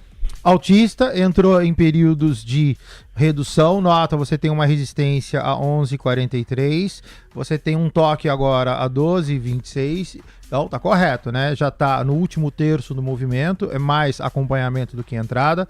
O ativo cota 11,81 em leilão, sua máxima prevista é 13,10. 10 horas 11 minutos de Nubank, a gente gira e fala de CVC. A companhia reduziu o prejuízo líquido a 7,4 milhões de reais no primeiro trimestre de 25. E olha, considerando ajustes, a companhia de viagens registrou um lucro líquido de 24 milhões no período, acima do ganho de 4 milhões apurado um ano antes. Mais um dos resultados divulgados ontem, CVC B3 no comportamento de momento, Lucas Wood. Já saiu de leilão subindo 1,62%, cotação de momento R$ 2,51. Na dinâmica de negociações de hoje, isso dá à CVC um dos destaques de alta, porque nós não estamos vendo grandes altas elásticas, né? SLC, que tem resultado, a gente vai comentar já já, tá como grande destaque, sobe 3,37, Dux volta da queda de 9 ontem, né? Tá subindo 2,8, BRF tá se destacando subindo 2,5, Natura sobe 2, CVC já aparece logo na sequência subindo 1,6. O Gabriel Junqueira fala. Bom, CVC resultado misto, Léo. A receita cresceu 14%, o destaque foi o grande crescimento de reservas, 30% impulsionado por principalmente a Argentina. E no Brasil, B2C e B2B também foram bem. Mas o take rate caiu 80 bips, né, em linha com o que o mercado já estava esperando, mas mostra também uma mudança nesse mix de produto que a CVC está fazendo. O EBITDA foi de 105 milhões de reais, supera o consenso de aproximadamente 14 milhões, mas o avanço foi parcialmente atribuído por ajustes pontuais na política de provisão e inadimplência inadimplência, né? Então, isso aí coloca aqui também a empresa olhando aqui para fatores talvez não tão caixa, que as despesas operacionais recorrentes como percentual da receita estiveram estáveis, com diluição no Brasil compensado pelo aumento de marketing na Argentina, né? O lucro líquido foi negativo de 7 milhões de reais, acima da projeção devido a esse EBITDA acima do esperado. O fluxo de caixa continua negativo em quase 90 milhões de reais. Isso aí não é legal. Apesar disso tudo, a alavancagem financeira melhorou e a dívida líquida EBITDA recuou 0,9 vezes para 0,9 vezes EBITDA. Então, CVC já mostrando resultados melhores, Léo. Muito bem, vamos falar com o Coutinho a respeito do gráfico de CVC. CVC avançando 0,81%, agora 2,49%. Vai lá, Coutinho. Quem está comprado está bem comprado. O ativo tem, no semanal, na verdade, o gráfico ele é mais bonito. Então você tem um sobe, lateraliza. Você tem uma sucessão de envelopes de alta. O ativo tem duas barreiras, você tem uma resistência 250, 258, mas passando fica bonitão, e aí você tem um upside até 287, esse upside ele tá livre. Então, de novo, final, terceiro terço, né? Ou seja, último terço, perdoa, ativo de manutenção, não faria novas compras nesse nível, cola o stop. Volatilidade do ativo 18 centavos, stop loss na casa de 40 a 50 centavos, cola stop e empurra. Nós temos 10 horas com 14 minutos, dá tempo ainda de mais destaques, por exemplo, SLC Agrícola, que é o grande ponto positivo na bolsa hoje, e é um dos papéis que o Gabriel mais domina. O lucro salta 123%, totaliza 510 milhões no primeiro tri de 25, é o headline. Vamos para fotografia da dinâmica de negociação de SLC3. A última vez que eu vi estava subindo 3,10. Agora sobe quanto, hein? Lucas Rude. Peraí, rapidinho, eu só vou pegar aqui no Profit que eu tava mexendo em alguma outra coisa aqui. Olha aí, bastidores do glorioso Lucas Rude. Ele estava cuidando de outras coisas. Você tá vendo a vida do produtor, que é uma vida difícil, dramática. Agora ele pode falar. R$19,33, 2,05% de alta, Léo. Vamos lá, Gabriel Junqueira. Bom, SLC, né, apesar desse resultado positivo aqui que a gente está vendo no mercado, ela revisou ligeiramente as suas estimativas de EBITDA para baixo, né? Então ela está vendo um EBITDA agora 2% abaixo, atualizou para baixo também a produtividade do algodão e a soja do ciclo 24-25. O grande destaque positivo é o milho, que deve vir acima do esperado, né? Então a gente vai ter um milho safrinha muito bom, mas a empresa também vai enfrentar aqui um aumento de 20%. A gente falou isso do aumento do arrendamento, do contrato dela com a Terra Santa, e também um pouco da redução aqui dos prêmios de exportação com a China, o que limita um pouco o upside dos preços, né? Então, foi um resultado bom. Acho que a SLC entregou muito acima do que estavam esperando, por isso que está subindo. Tiveram algumas revisões de guidance que não foram legais, então isso pode dar uma limitada nesse movimento de alta. Mas também, ao mesmo tempo, a gente viu a empresa acelerando a compra de insumos para a próxima safra, o que é positivo, dado que os insumos estão subindo, né? E isso pode ajudar ela a ter margens melhores daqui para frente, Léo. Temos 10 horas com 15 minutos. Obrigado, Gabriel. No gráfico de SLC3, o que projetar, Coutinho? O gráfico tá ruim, né? Apesar de você ter aí, eu desenhei para vocês para ficar mais didático, um canal de alta. Nota que a SLC abre na parte superior do canal, corrige e volta para dentro do canal. Volta para um canal altista.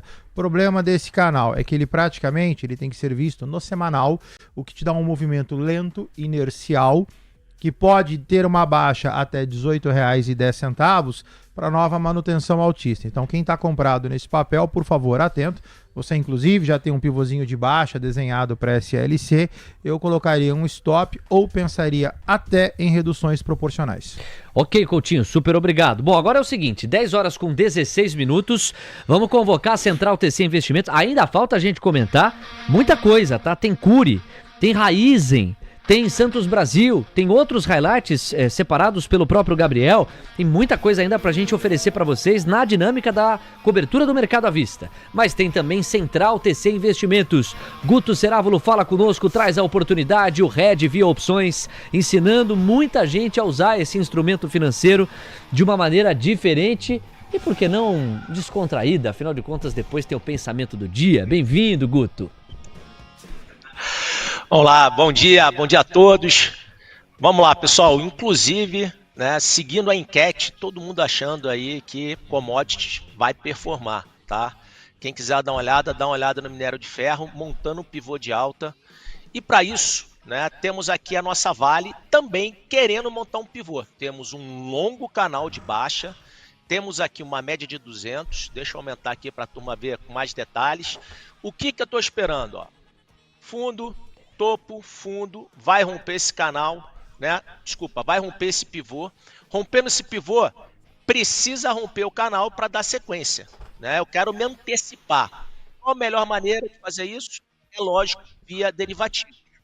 Vamos montar aqui a famosa operação compra com seguro, compra com put. Estou falando aqui de Vale a 55,43. Vamos comprar a put, que dá o direito de venda, ou seja, você é o titular. A Vale Rato 576 a 1,14, né, que dá o direito de fazer a venda a 55,55. O seu custo fica em 56,56. Olha só, abaixo, né, se der errado, despencar, você tem o direito de exercer a 55,55, perda máxima 1,80 e acima, né, que é o seu break-even, assim a 56,56, né, caminho livre, ou seja, vai surfar toda a alta. Perda limitada, um ganho limitado. E sabe o que é mais importante? Você pode ficar posicionado 56 dias que está tranquilo. Pode cair, você não faz nada, depois volta a subir. Se for para cima, você põe o dinheiro no bolso. Porque a faca na caveira, dinheiro na carteira. E vamos ao pensamento do dia.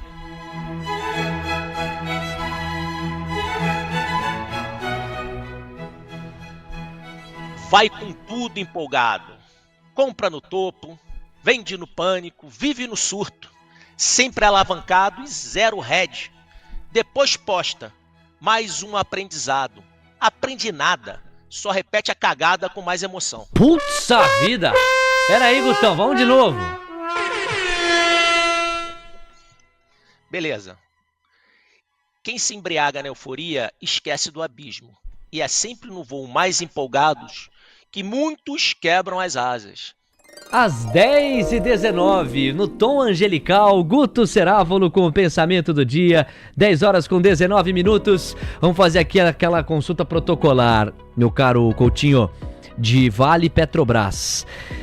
Petrobras está caindo em média 0,6%, em linha com a correção do petróleo. Vale está subindo 0,54%. São os papéis mais líquidos e aqueles que mais atraem o tal do fluxo estrangeiro a ser confirmado hoje. Só na sexta-feira é D+2, fluxo do à vista. O que os gráficos desses papéis estão dizendo?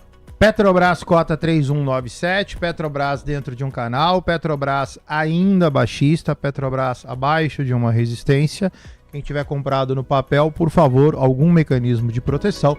Formação gráfica ainda não me dá manutenção altista, então vale um stopzinho em Petro ou, eventualmente, aí, uso de opções. No caso de Vale eu já dei uma olhada, é praticamente o que eu comentei de BRAP, tá? Então você tem aqui uma longa lateralização, você tem uma maior 4857, uma menor 5255. Vale tá também igual a Petrobras, dentro de um canal, na parte superior, embaixo de uma resistência.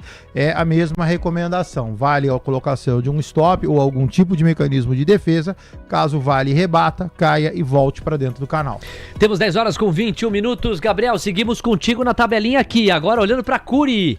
Cury amplia lucro em 51,2% no primeiro trimestre para recorde de 213,5 milhões de reais. A companhia apresentou o resultado também na noite desta terça-feira. Que salto de Cury. Invariavelmente aqui a gente endereça alguma pergunta sobre construção civil. Cury é uma das empresas que você admira, não é não, o Gabriel? Ah, só antes por protocolo, desculpa. Passei errado aqui. O Lucas antes fala da cotação de Cury. Pois não, Lucas? R$ 30,85, subindo 2,76%, Léo. Maravilha, anotado. Agora sim, Gabriel, é você.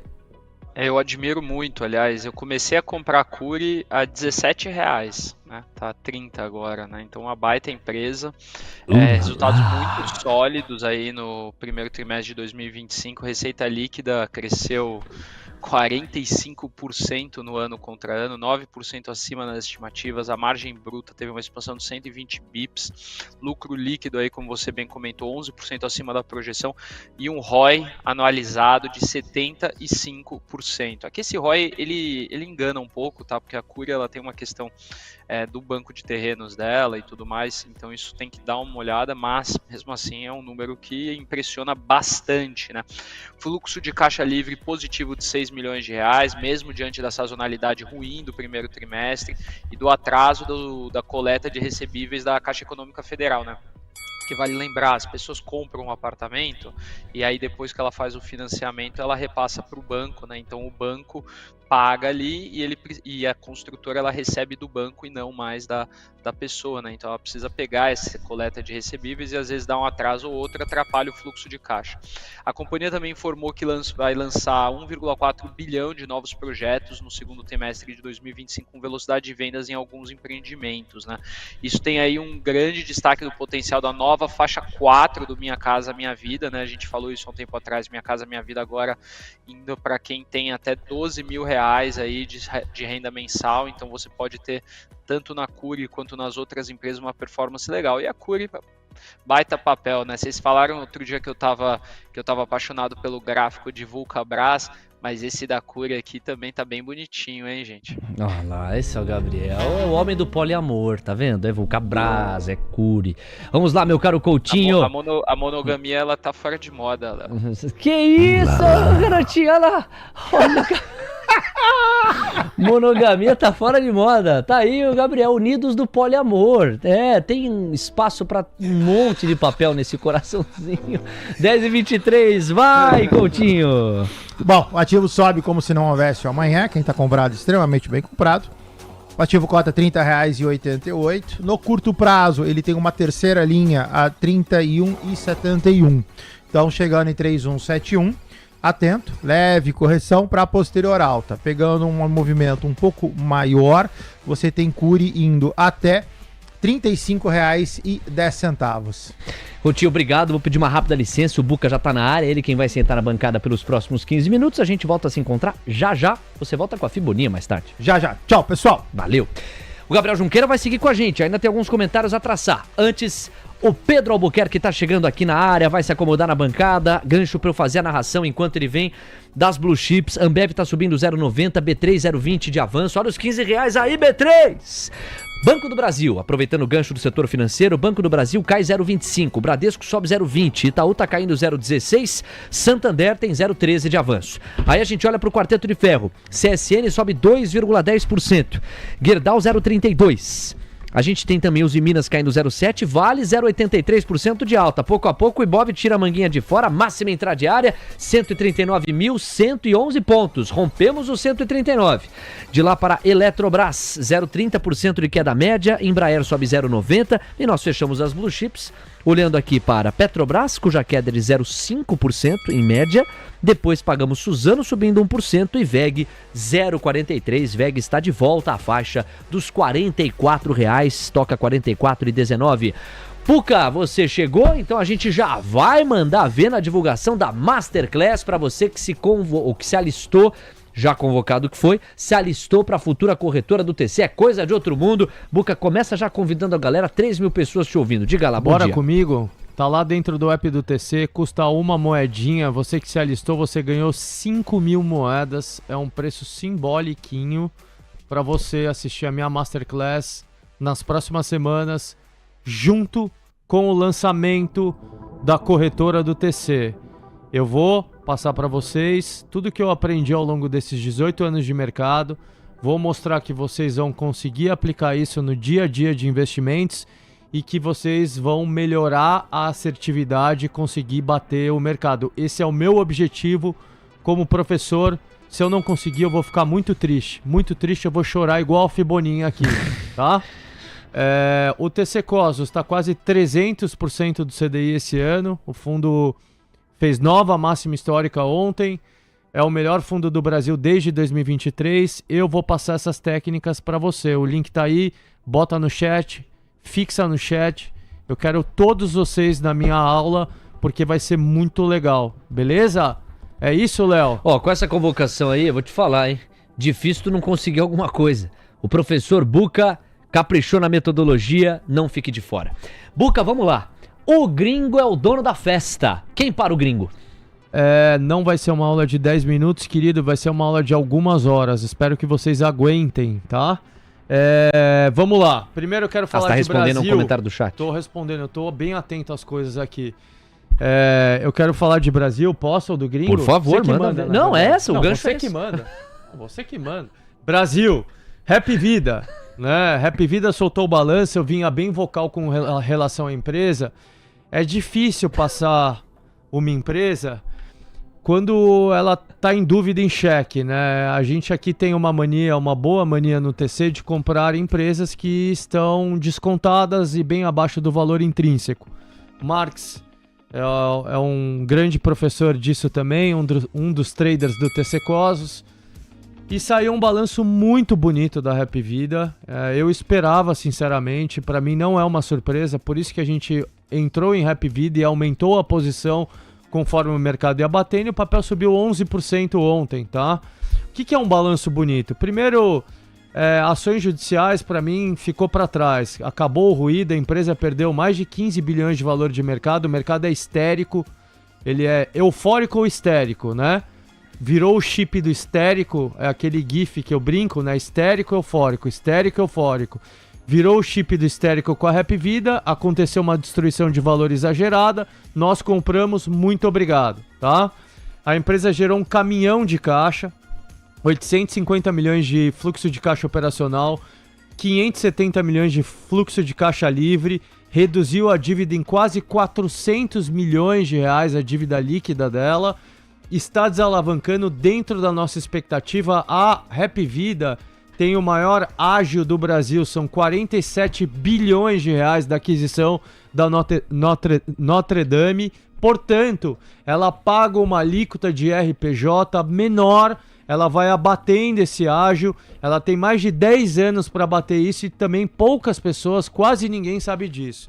Então, gosto muito do caso, fiquei confortável. Vendemos quando subiu 11%? Não vendemos nenhuma ação, essa eu vou carregar, porque é uma empresa defensiva, num setor defensivo, que está gerando caixa, está desalavancando e está num bom momento. E saiu boa safra hoje também, sementinha brotou, também falei algumas vezes aqui, a boa safra está subindo, estava subindo mais de 6% depois do balanço.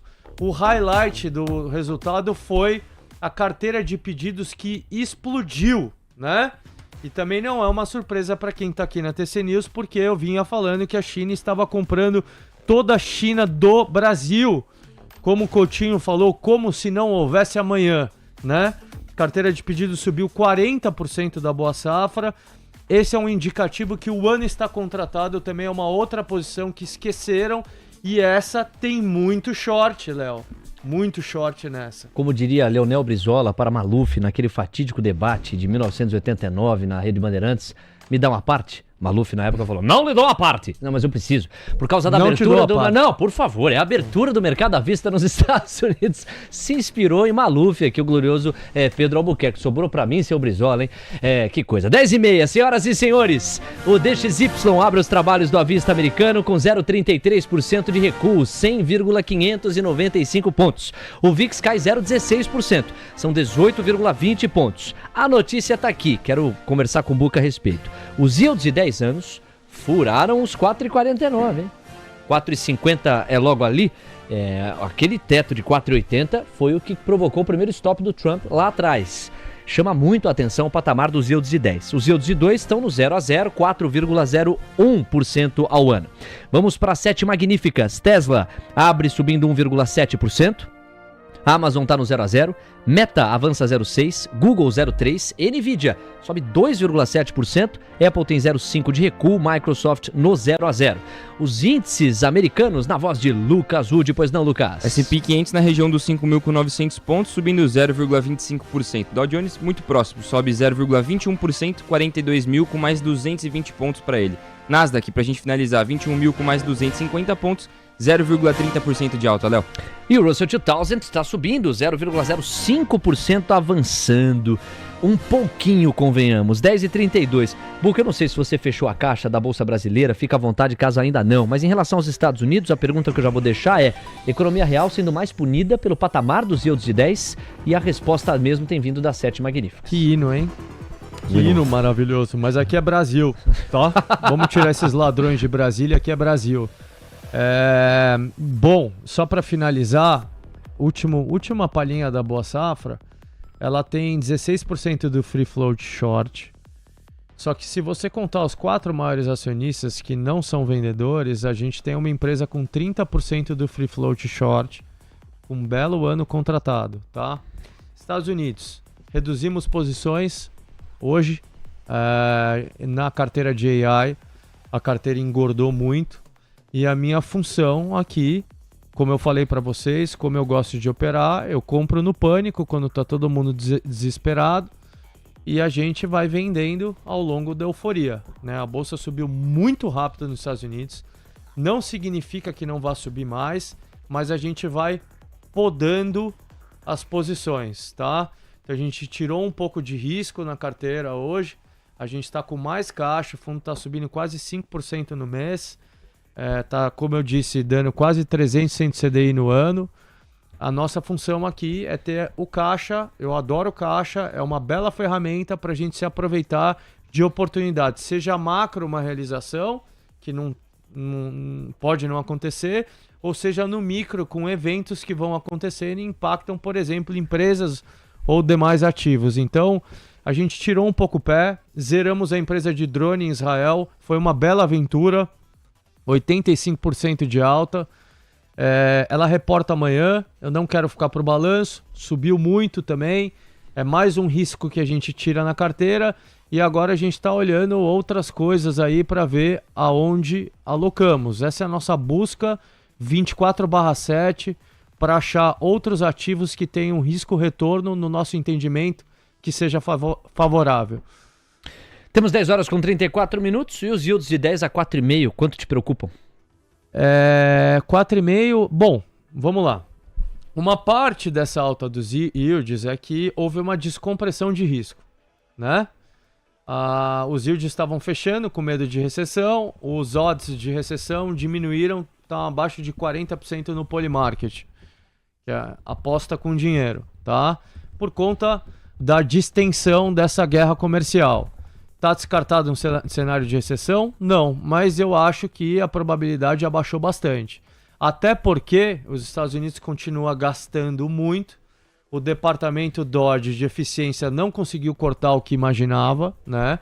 E o déficit está na casa de 2 trilhões de dólares. Isso é muito estímulo na economia para a economia entrar em recessão. Acho difícil a economia entrar em recessão nesse momento, depois que houve essa desescalada com a China e algumas coisas setoriais de tarifas também, e a tarifa base de 10% depois dos cartazes da morte, né?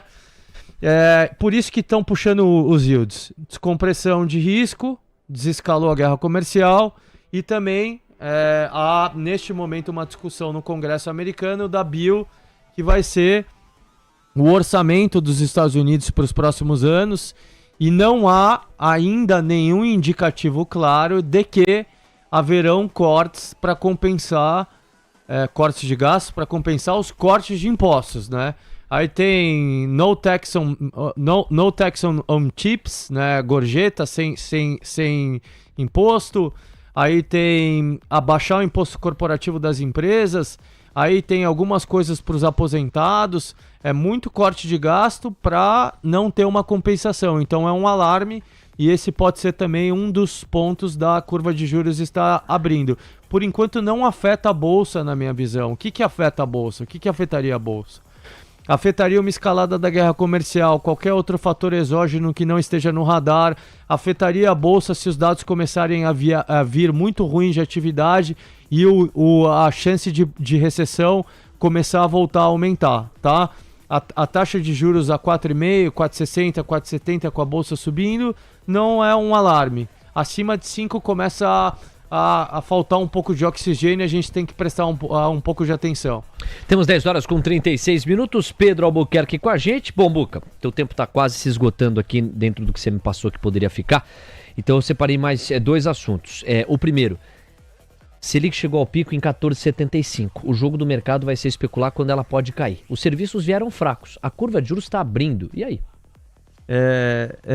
Eu tô rindo com esse chat aí. Esse chat tá maravilhoso. Curva de juros começou a abrir no Brasil? Apesar de serviços mais fracos. Por quê? Bom, vamos lá. A gente viu uma abertura do dólar, tá? DXY. O DXY chegou a 98 dólares. O dólar começou a ficar forte versus moedas do mundo. A curva de juros dos Estados Unidos começou a abrir. Esses são os principais ativos do mundo, né? mercados emergentes estavam sendo beneficiados por conta de um fechamento da curva de juros americana e desvalorização do dólar. Então a gente acabou de ver um pouco de mudança no cenário. O Brasil, por incrível que pareça, está num cenário confortável porque a gente está com juros muito altos, a gente está na contramão de todos os mercados emergentes. A gente está no final do ciclo, o Banco Central acho que para agora, finalmente. E a grande pergunta que vale 1, 10, 100 milhões de reais é quando esses juros vai começar a cair? É no segundo semestre ou é no ano que vem, tá? Então, Léo, a gente tá numa dinâmica muito diferente do resto do mundo, tá? Mas a gente não tá imune a uma valorização, a uma desvalorização, no caso da curva de juros americana, até eles estão vendendo juros, a uma desvalorização e uma puxada desses yields. Então é um pouco de dinâmica externa que está fazendo essa pressão no Brasil. Mas outro radar que a gente tem que prestar atenção também é as loucuras desse governo, né? O governo está esmagado, não consegue sair de uma crise, sai 1-2 semanas, aí veio outra gigante, que é o INSS, que eu falei algumas vezes aqui. Isso vai impactar a popularidade do governo, não tem a menor dúvida, é que ela já é muito baixa. E aí a gente tem que prestar atenção e ligar o alarme. A gente está em DEFCON agora, DEFCON 3, para ver o que o governo vai fazer com relação a gastos para recuperar a popularidade. Vai continuar com os parafiscais, começa a tirar umas coisas do arcabouço até o mercado perder a paciência e poder ter uma desvalorização no dólar e nos juros aqui. Por enquanto, ainda tá assim, tá ruim, mas tá bom, né? Esse é o cenário, tá? Perfeito, Buca, 10h39, bom, você que gosta do link fixado no chat, tá lá. Você que gosta do link na descrição da transmissão, tá lá. Você que gosta do QR Code, tá lá. E você que não precisa de nenhum desse caminho, porque você já tem, nenhum desses caminhos, porque você já tem o aplicativo do TC no celular, é só abrir o app. E você que ainda não se alistou para a futura corretora, se alista, ganha 5.000 TC Coins e vai gastar uma para acessar o Masterclass do Buca. Buca, obrigado. Sexta-feira você tá aqui também com a gente, certo? Eu vou entrar remoto, mas eu tô sempre presente, que eu vou estar numa viagem e volto na segunda. Galera, espero vocês nessa Masterclass, se cadastrem, o link tá no chat, é o momento do TC. Por sinal, ao se alistar, muitas surpresas até o lançamento da corretora do TC. A Masterclass foi a primeira, tem várias, a gente espera vocês. Tamo junto, Buca, e lá vai o Buca! O que eu gosto do Buca é que quando o Buca vai embora, ele fala assim, estamos esperando, valeu, um abraço, até a... E já salta aqui o Buca, porque a trincheira do Fundo Cosmos exige a presença do mestre. Lá vai então Pedro Albuquerque, 10h40, 20 para as 11. Leilão. Bom, nós temos mais 10 minutos aqui, 10, 15, né? Do Coutinho com o Gabriel, a gente volta a falar dos resultados na temporada de balanços, com análise gráfica, olhar fundamentalista e o Lucas Wood, tal qual um repórter de campo, avaliando aqui o que é que merece atenção. Ele acabou de soltar um leilão. Vamos fazer uma cerimônia para libertar o Lucas Wood? Eu acho que ele pode falar com mais força ainda, leilão, garotinho. É ou não é? Encheu o pelo. Leilão, é ou não é? Mas tem que ser tipo um narrador de futebol. Vai lá, Lucas, capricha. Eu vou fingir que eu tô falando alguma coisa, você vai lá e fala. Leila, vamos lá, atenção, hein? 10h41, tá aqui o Emerson Almeida também. Opa! Agora sim, ó. Fez o gol e saiu pro abraço. Lucas Wood! Queria trazer uma atualização de Azul, que ela entrou e saiu de leilão. Cotação de momento, R$1,24, cai 13,99%, cerca de 14%, Léo. Obrigado pela informação, Azul, que foi destaque hoje no nosso giro corporativo e segue sendo destaque nas cotações. Está chamando muito a atenção, são variações elásticas. Enfim, 10h41, a gente retoma a tabelinha, deixa eu convocar o Gabriel Junqueira, o último destaque dele foi Cury, o Gabriel que hoje atacou a instituição casamento, falou que esse negócio de monogamia saiu de moda, o negócio é poliamor, então tem espaço para Vulcabras no coração de Gabriel Junqueira e tem espaço também para Cury, entre outros highlights. Tá aí o Gabriel, ó, ele tava no Tinder, agora foi obrigado a levantar a cabeça. Gabriel, quer comentar? Posso seguir com raiz, hein? Não, Léo, a única coisa que eu queria dizer é que a gente na teoria de finanças corporativas, né, aprende que você tem que diversificar a carteira, né, porque você tem que estar sempre ali posicionado em diversos ativos, cada um com o seu risco. A preferência é por ativos descorrelacionados, né, porque aí você consegue operar vários mercados ao mesmo tempo, né, então um pouquinho de varejo com Vulcabras, um pouquinho de construção civil com Cury, quem sabe ali uma SLC quando a gente vai pro interior, né? Essas coisas, né? 10h42. Chegou um pedido aqui do investidor Maromba sobre Smart Fit. Deixa eu passar pro Coutinho. Novo. Vai lá, Coutinho, ó. De novo. Bora lá. Smart Fit, deixa eu lembrar o ticker dela, SMFT3. Smart Fit, perdoa. Segue com o movimento de correção. Eu acho que a gente pode limpar esse FIBO e deixar só esse aqui, ó. R$ 22,67. Cai, lateraliza, cai. Eu mantenho o objetivo que eu falei anteriormente. Smart Fit faz a sua inflexão a R$ 21,57. 10h43. Agora sim, Raizen.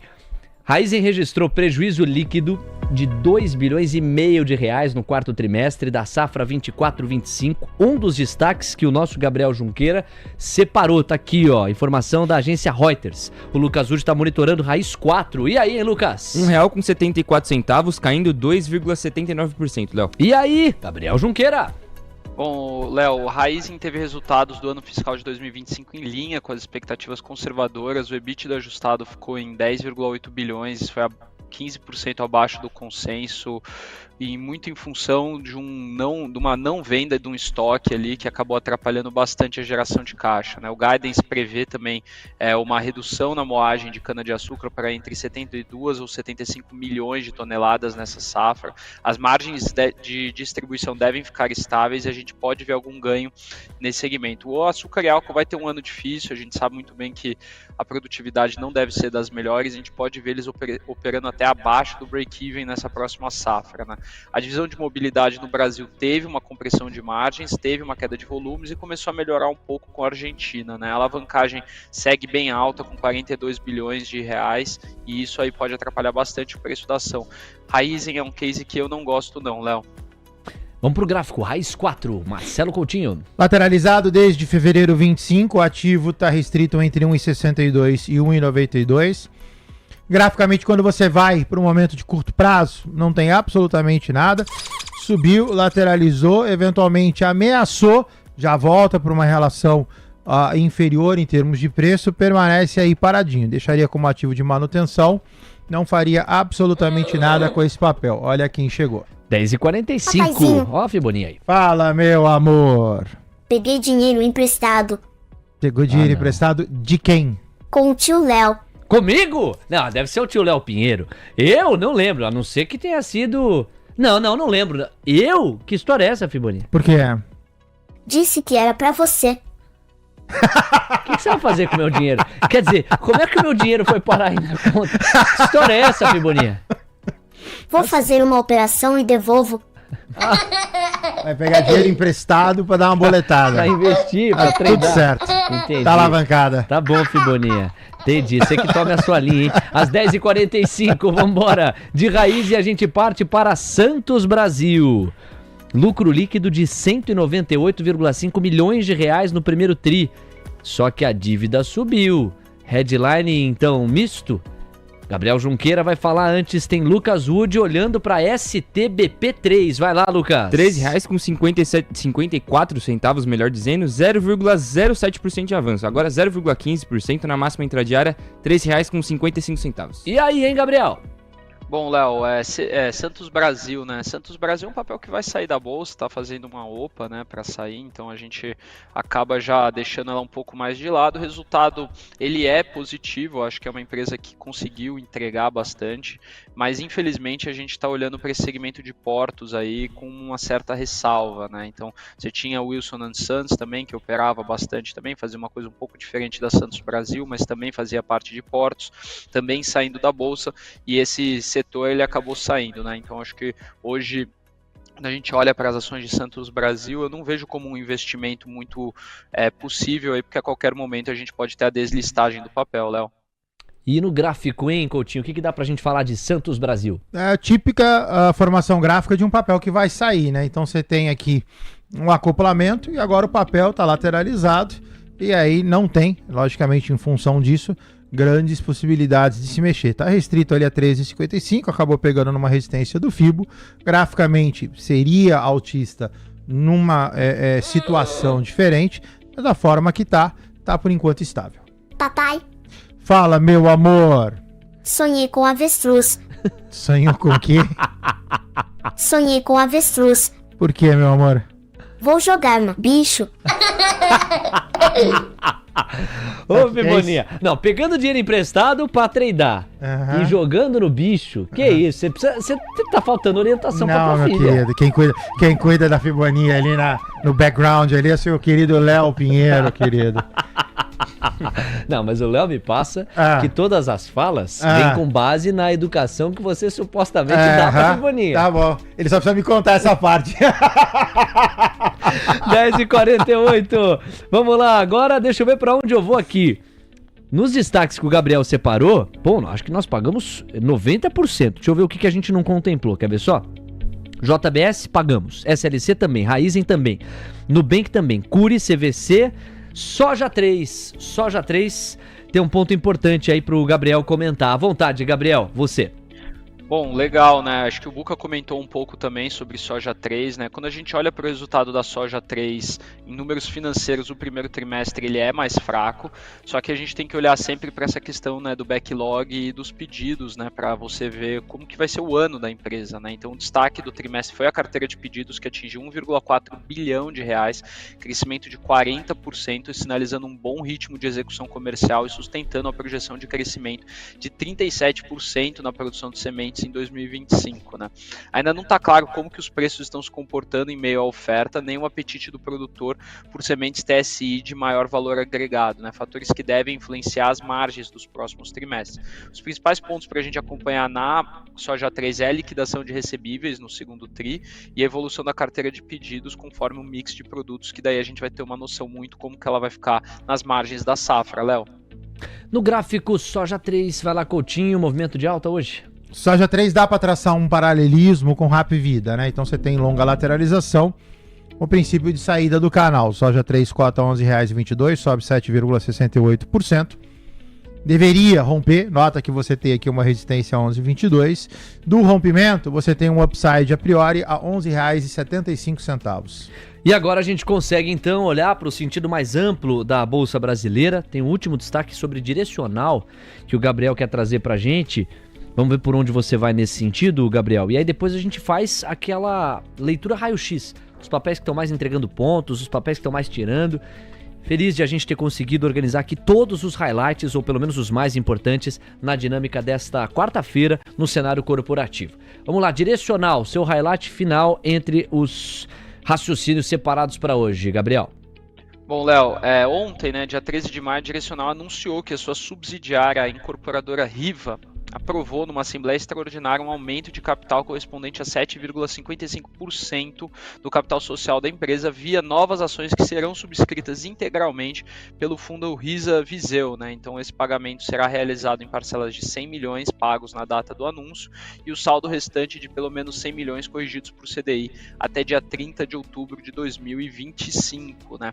Essa operação ela já era esperada. A projeção atual considera que apenas a venda da participação inicial de 7,55%, o que sustentaria um dividend yield de 11% em 2025. Então, a Direcional vende parte da sua subsidiária Riva para a Risa, não confundam, né? Tem a Riva, que é da Direcional, e a Risa, que é a gestora do fundo.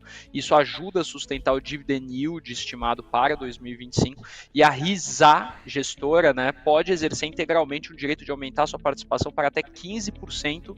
O dividendo estimado, nesse caso, poderia chegar a 900 milhões de reais, projetando um yield de 14% por papel de Direcional, né? Então cerca de 70% do estoque atual da Riva e quase 100% do pipeline de lançamento se tornaram elegíveis ao programa Minha Casa Minha Vida na faixa 4, o que deve impulsionar sim a demanda por investidores individuais via esse fundo da Risa. DIRR, não é DR, tá, Gabriel? Que você tá o tempo todo falando aí de casamentos, relacionamentos. Tá lá, DIRR3. O Coutinho fala de um gráfico que tem uma só direção, sem querer fazer trocadilho aqui, mas é isso, né? Há quanto tempo que a gente não vê, ó, uma pegada de alta. Sobe como se não houvesse amanhã. Quem tá comprado, extremamente bem comprado. Ativo agora tem uma oscilação a R$ 37,92. Você tem aqui um envelope, nota que o ativo já bateu, já sentiu, já lateralizou. Mas, calma, mas segue. Seu objetivo, R$ 39,49 e o objetivo final desse movimento, R$ 41,24. Figura de cunho autista.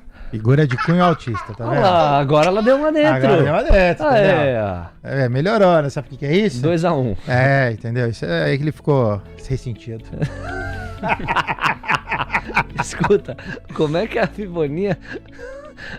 Fiboninha chama a nossa atenção? Tá vendo? Olha, tá passando mal. Fiboninha. Não, isso aí é um nome. Ah. Léo Pinheiro. Ah, tá bom. 10h53. Bom, vamos lá. O raio-x aqui, ó. O Alex Martins é a nossa próxima atração. Tá acabando o nosso tempo aqui com esta dupla. Então a gente fala dos papéis que estão mais entregando pontos pro Ibov. O Ibov tá com uma baita de uma dinâmica de cabo de guerra, né? É um 0-0. O Ibov não consegue sair do lugar. Mas também, pô, depois de renovar as máximas, o Ibovespa tá em 138.950 pontos. Itaú, Suzano e Bradesco estão do lado de quem quer o Ibov subindo. O Itaú entrega 55 pontos, Suzano 37, Bradesco 25. Na ponta oposta, a JBS tira 150 pontos do Ibov. Petrobras tira outros 100 pontos. E aí, Raia Drogasil tá tirando 34, 35 pontos do Ibovespa. Estão, portanto, do lado daqueles que querem o Ibov para baixo. Vamos ver qual lado vai prevalecer. Em relação às blue chips, é um cenário misto. Você tem Banco do Brasil caindo 0,17, Eletrobras 0,20, Petrobras 0,7, Vale 0,18, Vale virou, né? E Uzi Minas caindo 0,70. Os outros papéis estão avançando, é que alguns estão praticamente no 0 a 0. Ambev B3, por exemplo, subida de 0,15 na média. Aí você tem Bradesco subindo 0,50, CSN 2,5, aí sim. Embraer 0,30, Gerdau 1%. Que mais? Itaú subindo 0,50, Magalu 1, Suzano 2%, sobra Suzano, Santander 0,33. Vamos para o destaque final de Gabriel Junqueira. Bom, Léo, o mercado hoje, né, ele tá mais lateral, consolidando o movimento de alta. A gente pode ver que mesmo com isso o Small 11 continua abrindo uma boca de jacaré aqui. Eu tô vendo o Small 11 subir 0,23 com o Ibov mais ou menos lateral. Alguns papéis se destacando bastante. Queria chamar a atenção aqui para o próprio Banco Inter, as construtoras que estão andando bem, em especial as que a gente comentou aqui, Direcional, Cury, Plano e Plano também andando bastante. E o setor de educação que tem mostrado uma resiliência ímpar, né? Então, Ânima Educação e Cogna mostrando que estão ali ainda num movimento que pode não ter se encerrado. Me chama a atenção um pouco o movimento de JBS, acho que JBS está um pouco exagerado essa realização, porque o resultado foi bom e a gente vai ter o trigger aí da dupla listagem daqui a pouco, né? Então, mas no contexto todo aqui, finalizando, a gente vê um mercado que está com dificuldade de cair sim, Léo. Gabriel, obrigado, hein? Amanhã tem mais, um abraço. Eu que agradeço e até amanhã, pessoal. Ó, 2 pedidos da audiência para você se despedir, Coutinho. O primeiro é Hype. Foi pedido aqui pela nossa Leila. É HYPE3, diga lá. Bora. Hype tá na tela então, Leila. Vamos lá. O ativo é autista, tem um canal. Esse canal, inclusive, a gente já pode apagar, até porque ele já foi vencido. E aí a formação gráfica, é clara, sobe, lateraliza, subiu. Primeiro envelope de alta cumprido, sobe, lateraliza, deve subir. Segundo envelope de alta. Se você estiver comprada, você está bem comprada. Por favor, atento. Você tem uma oscilação a 24,71. Chegando lá, dá uma olhada. Deve passar com uma certa tranquilidade, porque já foi testado. O objetivo do seu papel, R$ 27,35. 10h56. Daqui a pouquinho eu faço uma atualização da fotografia americana, tá? A gente teve menos apetite pelo risco nos últimos 10 minutos. Já já eu consolido. Para o Coutinho se despedir, agora quem pede também, a audiência feminina, Keila Lopes está pedindo KEPL3, Kepler Weber. Bora. Double clique nesse cara e zoomzão. Como é que ela chama? Keila? Vamos lá, Keila. O ativo ele é altista no curto prazo, sobe desde primeira quinzena de março 25. Nota que ele vem de uma longa baixa, tá? Então, na verdade, você tá no movimento de recuperação. O ativo cota R$ 7,92, ele deve retestar com sucesso 8,03. O objetivo de curto prazo dele, 8,39. O objetivo de longo é R$ 8,75. Se você pegar e jogar daqui para cá, você vê que você está numa região já com várias resistências. Então, por favor, entre 8,67 e 8,75 já é um ponto para você observar. Papaizinho. Fala, meu amor. quer um irmão. Conversa com a mamãe.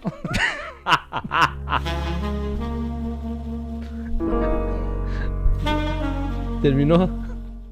Acabou? Quebrou.